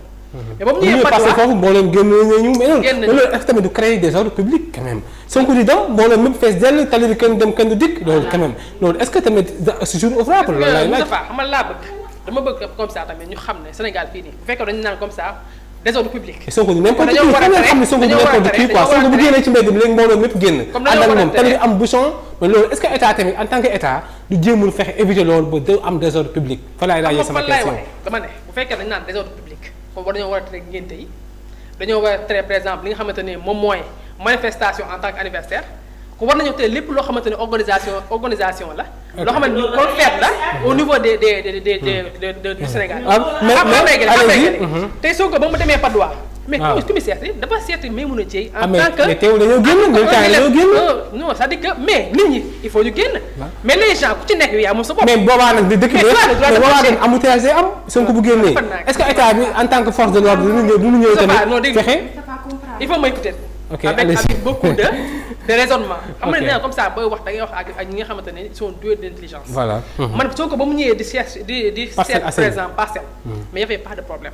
ñëw na am mbooloo bëri bu ko topp mais après am na après benn violence y avait pas de violence te ñu bëri ko toppoon mais ba mu ñëwee au niveau par exemple de Patte d'Oie ñu gis ne comme ça y avait les forces de l'ordre qui étaient là depuis 7 heures. yow boo rombee sax da ngaa fii la moo fi xew Sonko xam nga ba la ñëw ay midi. dafa ñëw waxtaan ak le maire Maimouna Dièye ba pare génn rek nañu topp ko rek mais policiers yi sànni seen lacrymogène alors que lacrymogène yi dañ ko sànni à auprès d'un hôpital maa ngi fa woon auprès d'un hôpital yoo xamoo ba xam exactement est-ce que y a des personnes qui sont en réanimation xamoo ba xam y a des personnes vieilles wala ñoo xamante ne ñu seen kër yi am benn feebar mais ngay sànni lacrymogène devant une population comme ça moi je pense que c'est ça la violence xam nga nit ki xamuñu exactement ku fayu xamuñu ko fayu mais ku dañu naan comme ça en wolof nit ñi xamuñu ko fayu mais ku tooñ lañ xam. donc je me dis que Sonko lu mu def c'est un droit. am na droit génn bu fekkee ne dafa bëgg a génn dem tribunal ñu téye ko bu fekkee dafa bëgg a génn au niveau même sax bu fekkee dafa bëgg a voyage ñu ne ko doo dem bu fekkee dafa bëgg a génn dem seete naataangoom ñu ne ko doo dem mais à la fin tam la lañ bëgg. moom mais allez-y Maimouna. donc li may répondre ci moom. Sonko ci boppam équipe de communication xam nga luy as de la communication. aujourd'hui Sonko n'a plus genre intérêt di def manifestation boo xam ne c'est autorisé c'est-à-dire aujourd'hui même avant que ñu koy jox réponse danaan non buñ ma bàyyee damay dem buñ ma jàppee damay dem. pourquoi parce que Sénégal moo bëgg a sensationnel. je reviens ci mooy événement yooyu mu taxaw di daw nànk di tàllal loxoom mel ni mooy président bi. ba pare déglu rek non mu taxaw mu ne yoonu université lay aw. ok tu as vu piège boobu ñaari yoon yëpp mel à l'université au lieu que ñu bàyyi ko mu jël yoon bu ko saf ñu taxaw naa ko non fii ngay jaar tout mooy événement marché ñaari yoon yëpp université la jëm mais mu jël temps naan leen yoonu université donc il a pris tout son temps d'appeler tous les étudiants nga xam ne ils sont très solidaires boo naan yoonu université non du ko tak il faut se dire oui daf ñoo bëgg seet si ñuy bañ xoolal maanaam boo bëggee dégg-dëgg APR moo géré communication. voilà madame Touré par rapport à ça en fait dafa am sama benn laajte moom la parce que boo xoolee événement bi passé nii procès Mame Mbaye Niang bi mais su ko gis nañu force de l'ordre ñoo ko génne ci otoom daal di koy yóbbu këram. mais moom sax nee na pour sécurité moo tax ñu def ko mais parce que bu ñu xamoon ni est-ce que loolu tamit c'est pas là pour la sécurité de Ousmane Sonko. xam nga gis nga Moustapha man nit am na geste yoo xam ne boo ko defee man je me demande le pourquoi. Sonko ba muy ñëw tribunal est-ce que dañ ko génne yóbbu ko tribunal. déedéet moo demal boppam. xam nga moo demal boppam. ba muy dem tamit moi je pense bien que war nañ ko bàyyi bu demal boppam tranquillement mais bu fekkee ne dafay ñëw di dem ñu ne ko yow fii ngay jaar te ñu gis ne comme ça sous le tunnel dafa amoon ay nervis yu fa nekk. ah bon te loolu gis ngeen ko mais tous les télé le montré gis nañ sax ba mu après finalement ba mu duggee ci tunnel bi y avait par exemple des lacrymogènes lañ ko sànni. ci biir tunnel bi ci biir tunnel bi. ba mu génne ci biir tunnel bi. mu génn di dem këram waaw instant boobu d'accord à ce que par exemple la gendarmerie mu ngi ko encadré parce que dem na ba nga xamante ni. sa sécurité est menacée quoi. c'est dit que c'est pas grave comme que nee nañu comme ça bëgg nañu comme ça ma awtu tunnel bi. je vais faire de sorte que ma awtu tunnel même sax bu fekkee ne xam nañu ne foofu y avait des nervis. ñu bàyyi ko mu awtu tunnel bi muy dem këram tranquillement gendarmerie accompagné ko ñu dem ba à un certain niveau ñu gis ne la voiture de la gendarmerie dafa dugg ci convoi bi. ok alors ça c'est pas normal. ba mu defee loolu Sonko ne kon léegi da ngay génn sama convoi ñu ne doo génn. pourquoi Sonko chaque fois bu nga ko woowee rek mu ne ma ñëpp gunge. il faut ma laisser terminer à ce niveau là. allez-y léegi ba nga demee ba nga xamante ni Sonko avancé na les gendarmeries ne ko léegi dañuy bu ñuy bokk sa convoi par force mais nañ ko bàyyi mu dem. y avait aucun amul benn délai bu nekkoon foofu wala amul benn je ne sais pas amul lenn loo xamante ni dafay entraver à la sécurité de Sonko. mais bu ñu ñëwee noonu comme ça nañ jël Sonko nañ ko encadré. nañ ko génne ci otam pour sécuriser ko contre qui. moi je me dirais contre qui donc je me dis que ça c'est pas normal même sax bu fekkee ne Sonko après génn na comme ça ne c'est pour ma sécurité. voilà mais man loolu gëmuma ko. gëmmoo loolu Sonko wax. gëmuma à ce que. la gendarmerie ñu dugg toj oto bi. génn ko pour sécurité bi. parce que moom affirmé na ko. d'accord le président l'a affirmé mais moi je me dis que comme que moom dem na. tranquillement tribunal tey ñoom ils n'ont pas accompagné waroon nañu ko bàyyi mu ñibbi tranquillement à sa maison. parce que je pense bien que dara du ko dal donc pour dire que les forces de l'ordre man des fois j'ai un doute par rapport à leur action. parce que bu fekkee ne dañuy génne ni par force. pourquoi mais pour revenir à ma question pourquoi chaque fois Sonko mais il y avait par exemple les cassures de. voilà mais pour revenir à ma question pourquoi chaque fois Sonko bu ñu ko convoqué muy appel nit ñi ñu gunge ko mais loolu est-ce que tamit mën na bàyyi ku nekk def ses occupations mu dem tribunal def si jàmm ñibbi si jàmm c'est ça ma question. waaw votre question.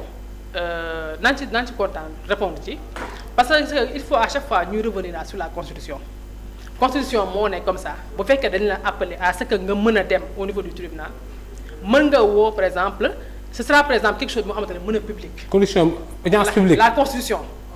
c'est-à-dire que bu fekkee ne dañ la woo yow mën nga woo seen naataango ñu gunge la mais loolu kenn terewu ko la constitution moo ne les procès sont publics bu ñu ko woowee au procès. donc toute personne a le droit tranquillement dem. voilà procès bi voilà d'accord. et quel est le problème. d'accord voilà madame Touré. donc il a le droit moom buy dem ne comme ça samay naataangoo ñi nga xam ne maa ànd ak ñoom mais accompagner leen. parfait d'accord madame Touré par rapport à ça lan nga ciy wax. waaw bon li muy wax d'accord naa ci benn côté fooy dem procès ñu woo la war nga woo say naataangoo ok je vois. ñu accompagner la. voilà c'est très normal. bon leneen mooy li may wax toujours rek mooy li nga xam ne moo ciy rax non duma ko bàyyi di ko wax. infiltré quoi. non attends loolu duma ko bàyyi di ko wax parce que lépp loo gis muy commencer ci benn mooy dem ba nga xam ne kenn dootu ko mën a ci dara gis nga nit kuy woote coow ak violence di nga dem ba yow sa jëmm bopp yaay làqatu di daw coow boobu ñoom nañ arrêté loolu parce que Sénégal gi ñun ñoo ko bokk. ay buzz ak fii président bu ne jaar na fi président Ablaye Wade kat moo ko fi ëppoon buzz dafa am ah mais li ko war def na ko ba tey ji yàlla tudd mu doon président de la mu doon ko ok mais nekk mais Mati da nga may parce que Mati tam xanaa débat bi c'est pas pour toi seul. damay laaj rek bu fekkee nga may ñi ñu def saa yow doo génn. d'accord laisse terminer s'il vous plaît. donc loolu opposition yàgg na fii ci Sénégal ku ci nekk amul loo fi opposé wul man temps Ablaye Wade fii la ma fekk metti woon na trop mais ba yàlla tuddee ni dafa doon day nekk président daf koy nekk mais pourquoi moom su waree génn rek moom xeer non man lu ma ko jox buzz man lu fekkee ba rek la man en tant qu'affaire man ku mu sa am buzz si man parce que turam sax yéen a koy promouvoir quand même. non man de du bokkuma ci ñu koy promouvoir man bokkuma ci ñu koy promouvoir parce que turam sax laa du tudd parce que li tax du ma ko def parce que koo xamante ni c'est le président 2024. yàlla rek ko xam. yàlla rek moo ko xam xoolal. xam nañ ko nañu Mati may parce que Mati moomul plateau bi quoi. on se dit la vérité parce que moom rek mooy wax quoi. dama lay wax rek. dama ne 2024 ki fii doon président. yàlla rek moo ko xam. Karim Meïssa Wade. non yàlla rek moo ko xam. d'accord naa ñëwaat si. mais focus 2024 moom. on est là. ok focus 2024. Macky. voilà mais en fait par rapport ak dama xam si yow laa koy commencer par rapport ak procès bu war a am le 16 procès Mame Mbaye Niang Sonko est-ce que tamit jàppul nekkul li nga xam ne dañu war a nasaxal. mbirum Ousmane Sonko. Thioune ay waxi procès ak i waxi Sonko. ak waxi lu jëm ci procès. je suis vraiment désolée. mais c'est actualité quand même dañ ci war a wax. je passe.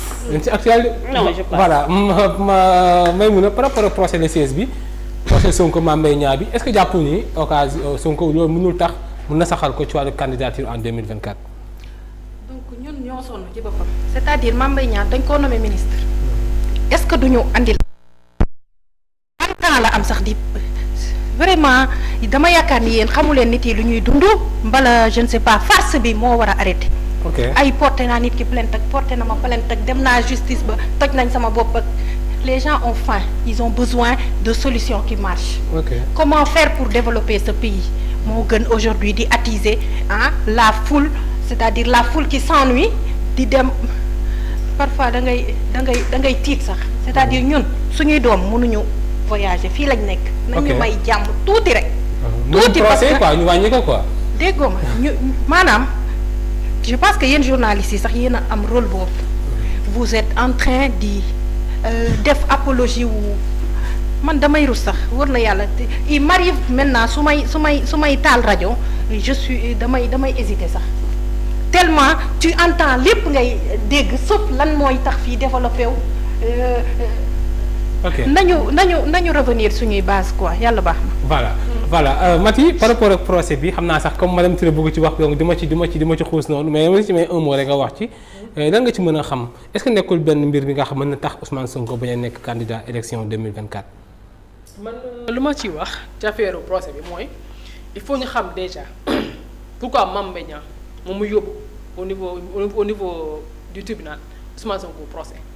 lu tax mu koy attaqué à ce que ñu mën a yóbbu Ousmane Sonko au procès ba koy condamné à quelque chose parce que il faut ñu fàttali ko ne Mame Mbaye Niang dañ ko joxoon suñu xaalis jox ko 29 milliards. sur le temps du programme de développement. programme communautaire programme de développement communautaire. programme agro développement communautaire mooy programme bi nga xamante ne dafay permettre à plus de 3000 jeunes ñu mën a liggéey ci agriculture ak ci pêche ñu jox ko 29 milliards. moi je me dis que aujourd'hui xam nga lan la ñu war a wax Mame Mbaye Niang léegi xaalis bi la joxoon évaluer ñu suñu projet évaluer ñu suñu programme. Ousmane Sonko moom mais lu muy def en tant que inspecteur c'est son droit. gis na comme ça en tant que ministre tamit bu droit ba ni Mame Mbaye Niang gis na en tant que ministre gis na en tant que ministre jox nañ la xaalis depuis 2014 ñoo la comme ça déroulé ñu le programme bi nga xamante ne moom mooy tax au Sénégal plus de 3000 jeunes mën a insérer wu au niveau du secteur du travail. à ce niveau là ñu gis ne comme ça monsieur le premier ministre Amadou Ba. Amadou ex-premier ministre quoi. ex-premier ministre. actuel premier ministre je veux dire. ancien ministre des finances le premier ministre. voilà Amadou Ba mu ñëw taxaw ne ñu kat dañoo defoon ñëpp gis nañu comme ça ne Mame Mbaye Niang jox nañu ko xaalis ñu def benn rapport ñu gis ne comme ça il y a des choses yoo xamante ni nekkul lu leer. super baax na de. waaw. mais ba mu constaté loolu pourquoi moom demul porter ko plainte. ah mais après. dossier bi dañ ko jël téye ko lekk say milliards. rapport bi dañ ko jël téye constaté ko ko yow nag yow yaa ko war a porter plainte. rapport bi dañ ko jël téye ko dañoo jël téye rapport bi. Kan ne moo du ko génn ce sont les inspecteurs yi nga xamante ne au temps. donc rapport bi dañ ko téye. léegi yéen nan ngeen xam ba nan ngeen def ba xam ni daf ko sàcc alors. xam nga Ousmane Sonko c'est un inspecteur. c'est un parmi c'est un inspecteur des impôts. un inspecteur ça veut dire que il doit parler. Surveiller. sur ay base yu leer wala. il doit surveiller le fonds bi nga xamante ni moom la ñuy jox les ministères wala les organisations pour ñu mën a dérouler ay programmes. dafa leen war a surveiller wala tamit condamner mais tamit war leen sax condamner mais dafa leen war a jël li nga xamante ni moom la ñuy. jusqu'à que mu accusé Mame Mbaye Niang tamit si wàllu luubal ak ni mel. waaw mais loolu est-ce que tamit Mame Mbaye Niang tamit nekk ci droit am ngir défendre honneur am tamit. xam nga pour yoon leeral aussi. xam nga affaire bi mu war a dem Ousmane Sonko nee na Mame Mbaye Niang tu as pris nos 29 milliards Birame Seck ne Mame Mbaye Niang tu as pris nos 36 milliards Amadou Ba wax ne comme ça Mame Mbaye Niang defoon nañ benn rapport bi wane ne comme ça am na lépp lu bëri loo xamante ni lu bëri nañ ko ci pour le projet PRODAC projet des domaines agricoles. mais qu'est-ce que la justice devait faire mais Mame Mbaye Niang la ñu waroon topp. non moom lu tax porté ko. ah c'est ça le problème c'est-à-dire que Ousmane Sonko lu tax Mame Mbaye Niang ne man Ousmane Sonko laay porté plainte mais lu tax porté plainte porté plainte Amadou Ba. mais est-ce que Ousmane Sonko moo war a porté plainte Mame Mbaye Niang puisque moo sàcc ay milliards. mais c'est ça. donc mais loolu tamit question la est-ce que Ousmane Sonko warul porter plainte quand même. moo Ousmane Sonko xam lu mu def dafa bind benn rapport yóbbu ko au niveau du procureur ne Mame Mbaye Niang sàcc na suñu xaalis temps Mame Mbaye Niang wóobatiku ne léegi man Ousmane Sonko laay porter plainte parce que moom ma je ne sais pas je ne dirais pas fenn moo ko diffamé moom ma diffamé xam nga loolu toi tu viens juste de dire que le rapport ñoom dañ ko téye. waaw ko fuité quoi am na. c'est-à-dire que rapport bi Amadou Ba wala depuis 2014 depuis 2004 non 2017 parce que projet bi c'était en 2014. dafa fuité bi su ko déggoo ci Amadou Ba le rapport existe na mais dafa fuité. dafa fuité parce que c'est pas public c'est pas rendu public.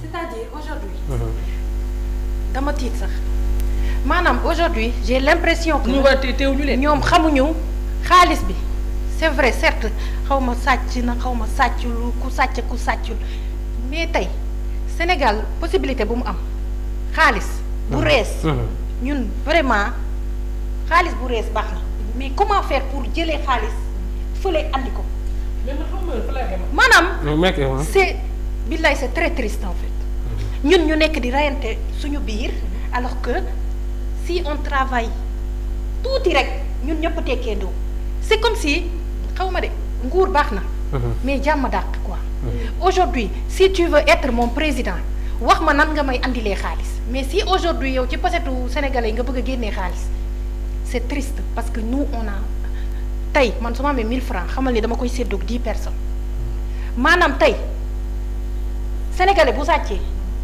depuis 2014 ba léegi pourquoi léegi nga ma koy wax quoi man sama xel laa bëggul ku ko fowe. ok tu as vu comment faire pour fii développer wu comment faire pour suñu jeunes yi dootuñu am jot ba soo leen woowee ci yenn yi dootuñu ñëw. comment faire suñu terre bi nu mu def c'est-à-dire il y a tellement de choses à faire que wax bi. wax bi gàcce la sax si ñun quoi. ok wax affaire sàcc ak yooyu gàcce la si ñun quoi. non non pas wax. Mame Mbaye Niang moo ko sàcc bu am 2014. ñu xaar ba léegi di ko révélé. yow tey soo ma sàccee man soit dama lay porter plainte soit ma baal la mais du ma xaar 2014 jusqu'à maintenant c'est combien 2023. 10 ans presque 10 ans après. maanaam tey sax su ma la sàccee normalement je ne sais plus moi je suis pas spécialiste en droit tey soo jëlee sama dara. 5 ans après. soo ma ko laajee perte na est-ce que xam nga loolu. tu comprends mais xam nga il faut éclaircir une chose. tu as vu mais dama la ne wax. d'accord. on a plus besoin. D'accord. de projets. Voilà. de Voilà. choses que ay diw sàcc na. ah voilà Maty rapidement balaa ñuy tàbbi si beneen poñ bi xam naa moom la ñuy jeexale rapidement. waaw pour conclure rapidement par rapport à ça. loo ci wax waaw lu ma ci wax mooy. néew na Ousmane Sonko la ñu war a topp lu ñu koy war a topp moom Mame Mbaye Niang parce que moom lañ def suñu xaalis. aujourd'hui la justice amul aucun droit daa def teg ay daan Ousmane Sonko parce que moom il est dans ses droits c'est un Sénégalais. gis na li nga xamante ne normal. kon Diallo Sèye jàpp nga ni kenn mënu condamner Ousmane Sonko. pourquoi le condamner mais kan lañ jox suñu xaalis c'est Mame Mbaye Niang moom lañ jox suñu 29 milliards. non Ousmane Sonko Ousmane Sonko xam nga mu def. dafa déposer benn rapport au niveau du table du procureur wax ne comme ça Mame Mbaye Niang jël na temps mais Mame Mbaye Niang moo tourné porte Ousmane plainte Ousmane Sonko. ne léegi moom porté wul woon plainte aujourd'hui non c'est-à-dire mënut a porter plainte. dafa moom li ma def mooy. gis naa ne une situation qui est là mais le procureur moo war a saisir c'est le procureur qui devait se saisir ne comme ça Mame Mbaye Niang jël sur 29 milliards je vais ma topp dinaa topp Mame Mbaye Niang. c'est ça. ok ok 16 la ok. mais cette justice là on ne fait plus confiance. ok voilà le 16 xam naa ne sax fi mu ne sax ñu tàbbee ci poñ bu mujj ci émission bi. mu jëm ci wàllu troisième mandat troisième candidature ñu ngi koy wax président Macky Sall yaa ngi sànq ba léegi yaa ngi wax ne yow foog ñu wax ci Macky Sall ñu ngi fiy liggéey ak sàngam mais nag ñu xam ni émission bi actualité la moo ko tax a jóg actualité waaw fi moom ñëwuñu fi pour wax projet Macky Sall actualité lañ ciy wax par rapport à ça madame Touré troisième mandat troisième yéen daal jàpp ngeen ni yéen a ngi wax ni président Macky Sall moom mooy seen candidat élection 2024 te bu ñu sukkandikoo ci constitution mi ngi wax ni kenn amul droit def ñaari mandat yu tegloo loolu est-ce que tamit yéen a ngi ci yoon. président moom bul wax parce que moom waxagul. jëlagul benn kii boo xam ne wax na lu ñu mën a teg. waxagul mais yéen a ngi wax yéen. mais ñun ñooy sama question nag ci yéen sama question ci yéen la mais pas ci président Macky Sall. voilà donc cas boobu moom par rapport au président Macky Sall waxagul lu tax ñu naan day dem deuxième mandat troisième mandat te sax du troisième mandat. lan la exactement. lan la ah ok dama koy laaj. troisième mandat. mais bu leen troisième mandat la quatrième mandat wala cinquième mandat. 5 ans la ñu wax constitution bi mandat de 5 ans. gars ñu ngi lay réeré. non du quatrième mandat. nañ waxante dëgg.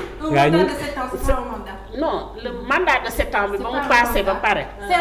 ah may ko dégg nga may poser question may poser question may leen ko. lu neexul ci Mati ak Maïmouna non man may poser question. man suñuy wax dama naan. waaw mais allez-y yéen a ngi poser question mais par rapport.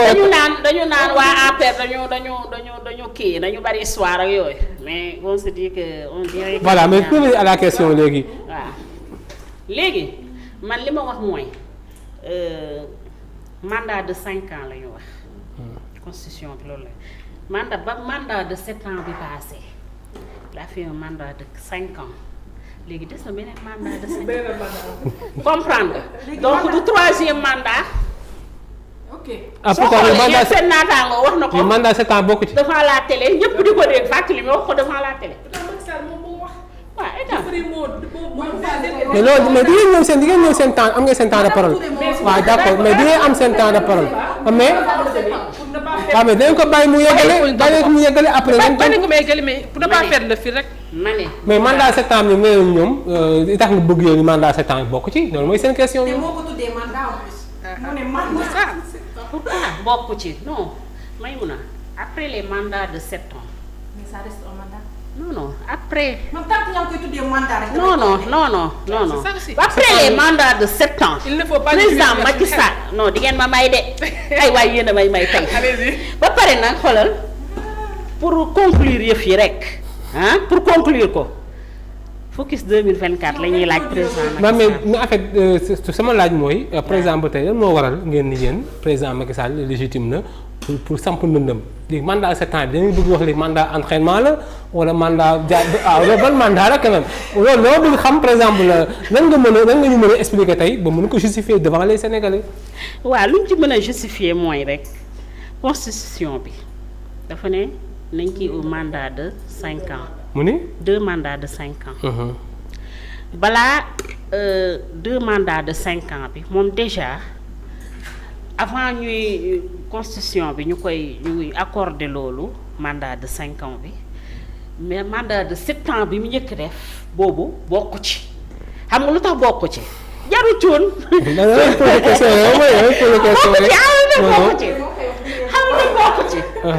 bokku ci. si c'est raisonnable Mati. il faut par respect. donc li tax mu bokk ci après li tax ma ne la bokk ci après les 7 ans ci la ñu teg constitution bi pour mandat de 5 ans donc il a le droit de faire un autre mandat de 5 ans. mais li ni mel est-ce que mënul créer benn violence parce que 2011 gis nañ fi xeex bi fi amoon wala troisième mandat waraloon ko mais est-ce que li ni mel tamit jàpp nga ne c'est démocratique et mënul te Macky Sall mi sax doon bokk ni ñu koy xeex ñu ko doon xeex wala troisième mandat tey bu ñu demee tey ba nga taxaw fii di ko layal est-ce que c'est démocratique loolu. non ñun layaluñ ko c'est que le président Macky Sall li mu fi def li mu fi liggéey ci diggante 2000 22 ba 2023 inauguration yi mu fi def TER bi lépp loo xam ne tali yi côté Tambacounda route yi mu fa def Sédhiou partout président Macky Sall dafa liggéey Sénégal comprendre nga man de bokk naa ci ñu bokk APR. man dama ci bokk xëy na man damay wax pour man parce que maa fi taxaw yor micro di défendre le président Macky Sall maa fi taxaw tey en tant que apériste responsable APR di wax man li ma bëgg mooy focus 2024 pour le président Macky Sall. li nga bëgg mooy Macky def man waxuma ne Macky moo ko bëgg de. ok Macky mooy sa candidat quoi. non waaw man wow j'ai pas dit que c'est Macky qui l'a dit j'ai pas dit que beneen apériste moo ko mais. yéen est-ce que war nañu xool keneen tamit à part Macky Sall ngeen xool keneen ko leen samp. moi je veux Macky. voilà Bati balaa ma ñëw ci yow may mun a par rapport ak mel ni sànq yaa ngi rey madame Touré par rapport ak troisième kan may fàttali yow tey pas responsable parti démocratique sénégalais nga bon xam naa ni sax. excuse-moi maa ngi lay dagg. allez-y. su ma déggee madame Touré raisonnement am nee na Macky dafa liggéeyal Sénégal bul fàtte ni dañ ko tabb pour mu liggéeyal Sénégal donc c'est son devoir le plus absolu mu liggéeyal ñu maintenant est-ce que parce que daf ñoo liggéeyal que dafa soxla beneen mandat aujourd'hui Barack Obama il est clair que liggéeyal na defe naa dëkkam et pourtant moom dafay 2 mandats par dafa bàyyi parce que aujourd'hui lu ñëpp bokk kenn du ko jël moom ko 3e mandat man de wax dëgg yàlla mosuma ko dégg mu ne damaa soxla 3e mandat. kenn dégg mu wax nii wii nii non la wax. nii wii nii non mais dama foog ni moom il est assez responsable su nekkoon daf ko bëgg da koy dëggal boppam s'il n'a rien dit jusqu'en 2023. à un mois 2 ans des élections. ça veut dire que personne ne peut. ça veut dire que yow loo ci jàngee yow. personnellement yow mii c'est-à-dire aujourd'hui le président gëw ma ni am na ku muy ragal wala lu muy ragal ba décision am du ko jox nit. ok maintenant 3e mandat xaw ma 3e la. candidature wala 2e même 2e quinquennat. li gën a yomb daal mooy na ñëw yéen waa APR ngeen ñëw ci ñun àdduna. ci kan la ñuy ñëw. ci Karim Wade àdduna amul solo. non àdduna potundaal la ku Karim nekk candidat kii coalition bi. non pas coalition ils savent que ñoom def nañ seen 2 mandats sa candidat yow ba léegi est-ce que dina ñëw sax gisaguñ ko de moom mi nga fële toog moom. donc maa ngi ñaan ngeen bàyyi ko mu ñëw. mu ñëw ba pare ngeen voter ñu teg si parce que je pense pas que président de la république su bëggoon 3e dina ko nëbb nit wala dina ut ku koy waxal parce que bañ koy voter c'est parce que li mu xalaat da koy wax que ni mu ko xalaatee te yaakaar naa en tout cas man du ma voter nit koo xam ne lu mu xalaat dañ ko koy waxal je pense que il était très direct avec nous pour nous dire que ABC maintenant s'il veut benn 3e candidat xam nga noo ko tuddee déjà yow sax xamoon noo koy tuddee 2e quinquennat loolu nga ko wax su ko bëggee na ko wax yaakaar naa loolu la de borom kër de lu mu bëgg da koy wax. mais sa candidat yow sa candidat fu mu toll yow personnellement yow Karim Wade. Karim Meïssa Wade fu mu toll mu ngi fii di bëgg jàmm di dox ci jàmm waaw lépp loo xam ne da ka nar a def pour dëkk bi tàkk bëggul. mais ñuy wax ni am na yenn Sénégalais yi wax ni diggante Karim ak APR PDS ak APR am na benn genre réeróo ñu daal loolu est-ce que nekkul bon je sais que c'est nous dans nous Sénégal ñun ñëpp a ko bokk aujourd'hui c'est pas parce que kii Yewwi la nekk duma ko nuyu pas parce que kii APR mais aujourd'hui si waa APR pense que Karim peut faire la différence de par ses contacts de par l'expérience que son papa lui a transmis nañ ñëw votel ñu wala du noonu waa Pastef tamit ñëw votel ñu et puis non ñun dañuy fédérer nekkuñu fi pour tas dëkk bi maanaam dañuy fédérer aujourd'hui mais yéen a bokkoon intercoalition Yewwi Askan Wi sax ak wàllu. parce que ñun dañuy fédérer ñun duñu fekk ay duñu taskat taay moom yéen moom demee solo ngeen Mimi Touré yéen ngeen Mimi Touré daal du toog ngeen di siéger benn opposition bi loolu waa PDS wax nañ ko seen structure officielle bi quoi est-ce que tamit loolu nekkul Mimi Touré digganteem ak Karim Wade nee nañu moo tëj Karim Wade li ni mel ak traque des biens mal acquis li ni mel loolu. waaw en tout cas de ku am ful la dëkk man de ku ma mbaj soit ma fayu su ma mënul ma doog laa bàyyeeg yàlla. àdduna du loolu la Mimi Touré peut-être bon je ne sais pas moom tamit il était c'est pas elle le président. donc je ne sais pas tout ce que je sais aujourd'hui mooy Karim est très bien placé mu ñëw fii andi fi jàmm fédéré ñëpp. na ko bàyyi mu ñëw merci beaucoup waaw. bokk ci laaj politique. àdduna amul solo. mais nee nañu Karim mi ngi si yoon bi de après information yu dégg. Karim fii dëkkam la dafa war a si yoon bi de. voilà Maty c'est par rapport au troisième mandat troisième mandat yi wax nga ci. je pense voilà Maty par rapport au troisième candidature troisième mandat madame Touré nee na deuxième quinquennat nee na fi mu ne daal bon moom ñu Macky Sall mooy seen candidat ci élection présidentielle 2024 voilà léegi. dama ne président Macky Sall waxul leen. mais yow mais man en tant que Marème en tant que apériste. ok waaw voilà.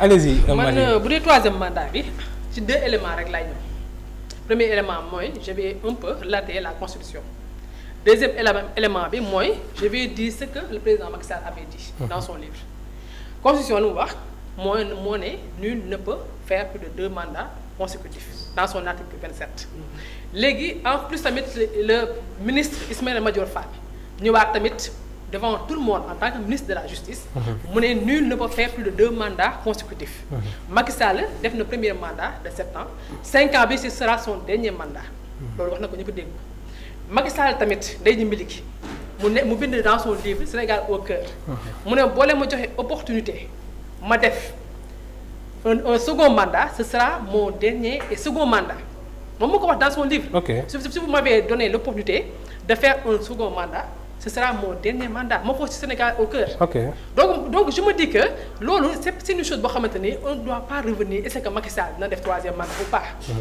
xam nga Sénégal muy dans tous les pays d'Afrique. dañoo war a bàyyi le troisième mandat. mu nekk ci président Ousmane Sonko mu nekk ci keneen ak keneen boo defee premier mandat deuxième mandat. comme Obama nu mu ko defee ak ñeneen nu mu ko defee mais tu dois partir keneen ñëw. kon daal Macky Sall warul bokk ci élection yi. non c'est impossible sukkandikoo ci yow li nga wax nii. le troisième mandat c'est illégitime illégal selon la constitution donc Macky Sall mënut a def troisième mandat parce que loolu ñun duñ ko permettre en tant que Sénégalais. mais troisième mandat ngeen ko tuddee. mais c'est la troisième. c'est le troisième mandat. ñoom deuxième quinquennat. kon non xanaa voilà mais première def na 7 ans deuxième def na 5 ans mais troisième lan la war a doon. ba mu defee 7 ans. 7 ans bokk ci. buy consécutif kon newuñu Sénégal ko. dese na ko 5 ans. maa dégg tubaab dara. ah man maa la wax lii dese na 5 ans. donc c'est impossible. voilà bu mel ni sax. yéen loo leen di ragal yéen kañ ba ñëw leen ak président Macky Sall rek. non mën na dem rek. voilà mu mel ni sax fi mu ne waxtu bi sax daanaka xooj nañu sax wax dëgg yàlla li ñu tolloon ci wàllu waxtu mën na sëkk. daanaka amuñu yéene sax gën a xuus ci débat bi waaye fi mu ne waxtu bi sax daf ñoo xooj. daf ñoo necc li ñuy wax parce que ñetti liggéey rek moom boo leen toppee xam naa ne émission bi jaaxagul léegi fa la jëm. voilà mbokk yi li moo daal di ndar képp seen émission Voix du Peuple bu ñu koy defee samedi bu jot ci waxtu bi rek ngir revenir ci les différents points de l'actualité nationale. daal di wax xam naa ni Maty moom laa commencé wala mu laay mujjee tamit sa kàddu gu mujj sa mot de la fin ci Voix du Peuple. waaw damay kontaan trop tey ci émission bi.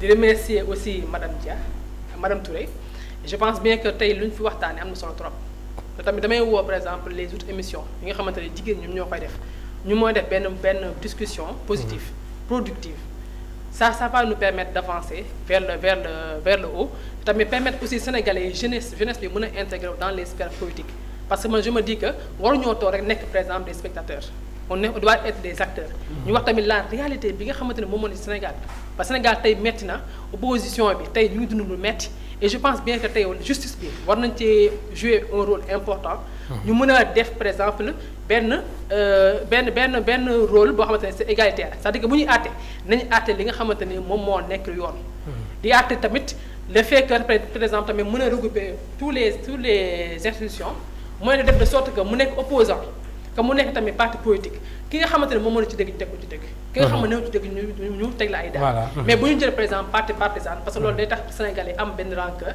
et je pense bien que tamit ñoom nañu xool par exemple fii nga xamante ne moom fa lañ jëm mooy élection de 2024 ñu mun ko régulariser mën ko encadrer pour que président Ousmane Sonko jëlee réew mi. voilà merci Maty Gueye Pastef en même temps di conseillère municipale fële ca mairie bu Parcelles Assainies yow responsabilité commission féminine fële ca mairie bu Parcelles Assainies te Jamil Sané jiite ko madame Touré sa mot de la fin.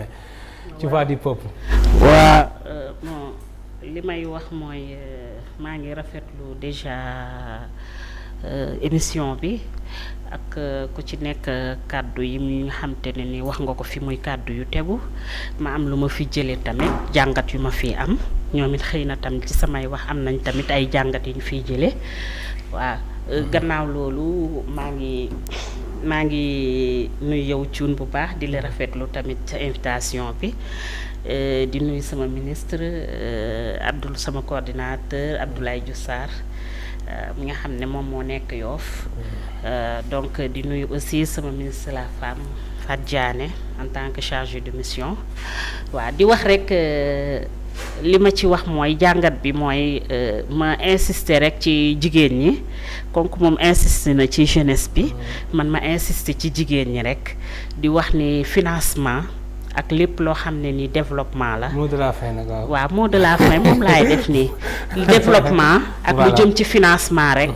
nuñ ko xalaatee rek amu ci nañ jéem a approché wu. bu baax ministre de la femme ak yow quand même. waaw incha allah su ko defee su soobee waaw c'est pour tout le monde waaw. parce que développement man mii ngay wax développement ak social laay def donc maa ngi ci yëngu bu baax à part ça donc xam naa bien sûr xam naa ko yàgg naa ci bu baax a baax. jërëjëf di la remercier ci bu baax waaw di la remercier. merci voilà madame Touré allez-y Maïmouna présidente HM en même temps tamit nekk responsable du Parti démocratique sénégalais c'est mot de la fin. voilà donc man moom maa ngi ñaan jàmm suñu dëkk bi. ñu gën a bàyyi xel jeunes ak femmes yi jug aussi aider xam ne ñoom tamit ci lañ bokk. Il faut que ñu andi seen part ci sphère yi comme Maty a eu à le dire. Madame Touré aussi c'est bien bon ngeen gën a bàyyi xel ñun ci luñ nekk. derrière ngeen comme ñun ñooy ñiy fédéré. ngeen fal Karim Meïssa Wade comme ça lui il est le seul à pouvoir travailler avec Yewwi et APR. et tout ça maa la wax lii gis nga. Wade kontaan na donc tout ça pour Sénégal jëm kanam. ok parce que soo ko jubawul ak APR.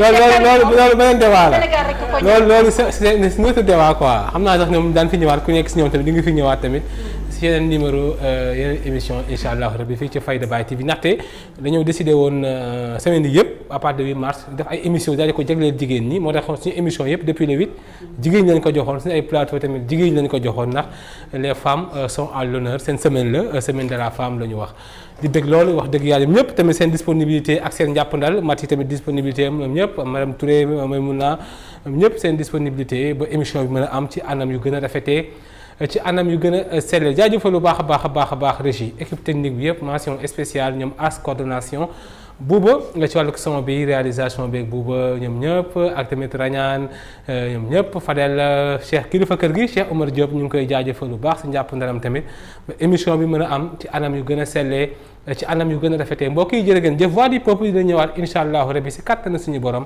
samedi gii di ñëw lay doon 15h jërë ngeen jëf incha allah.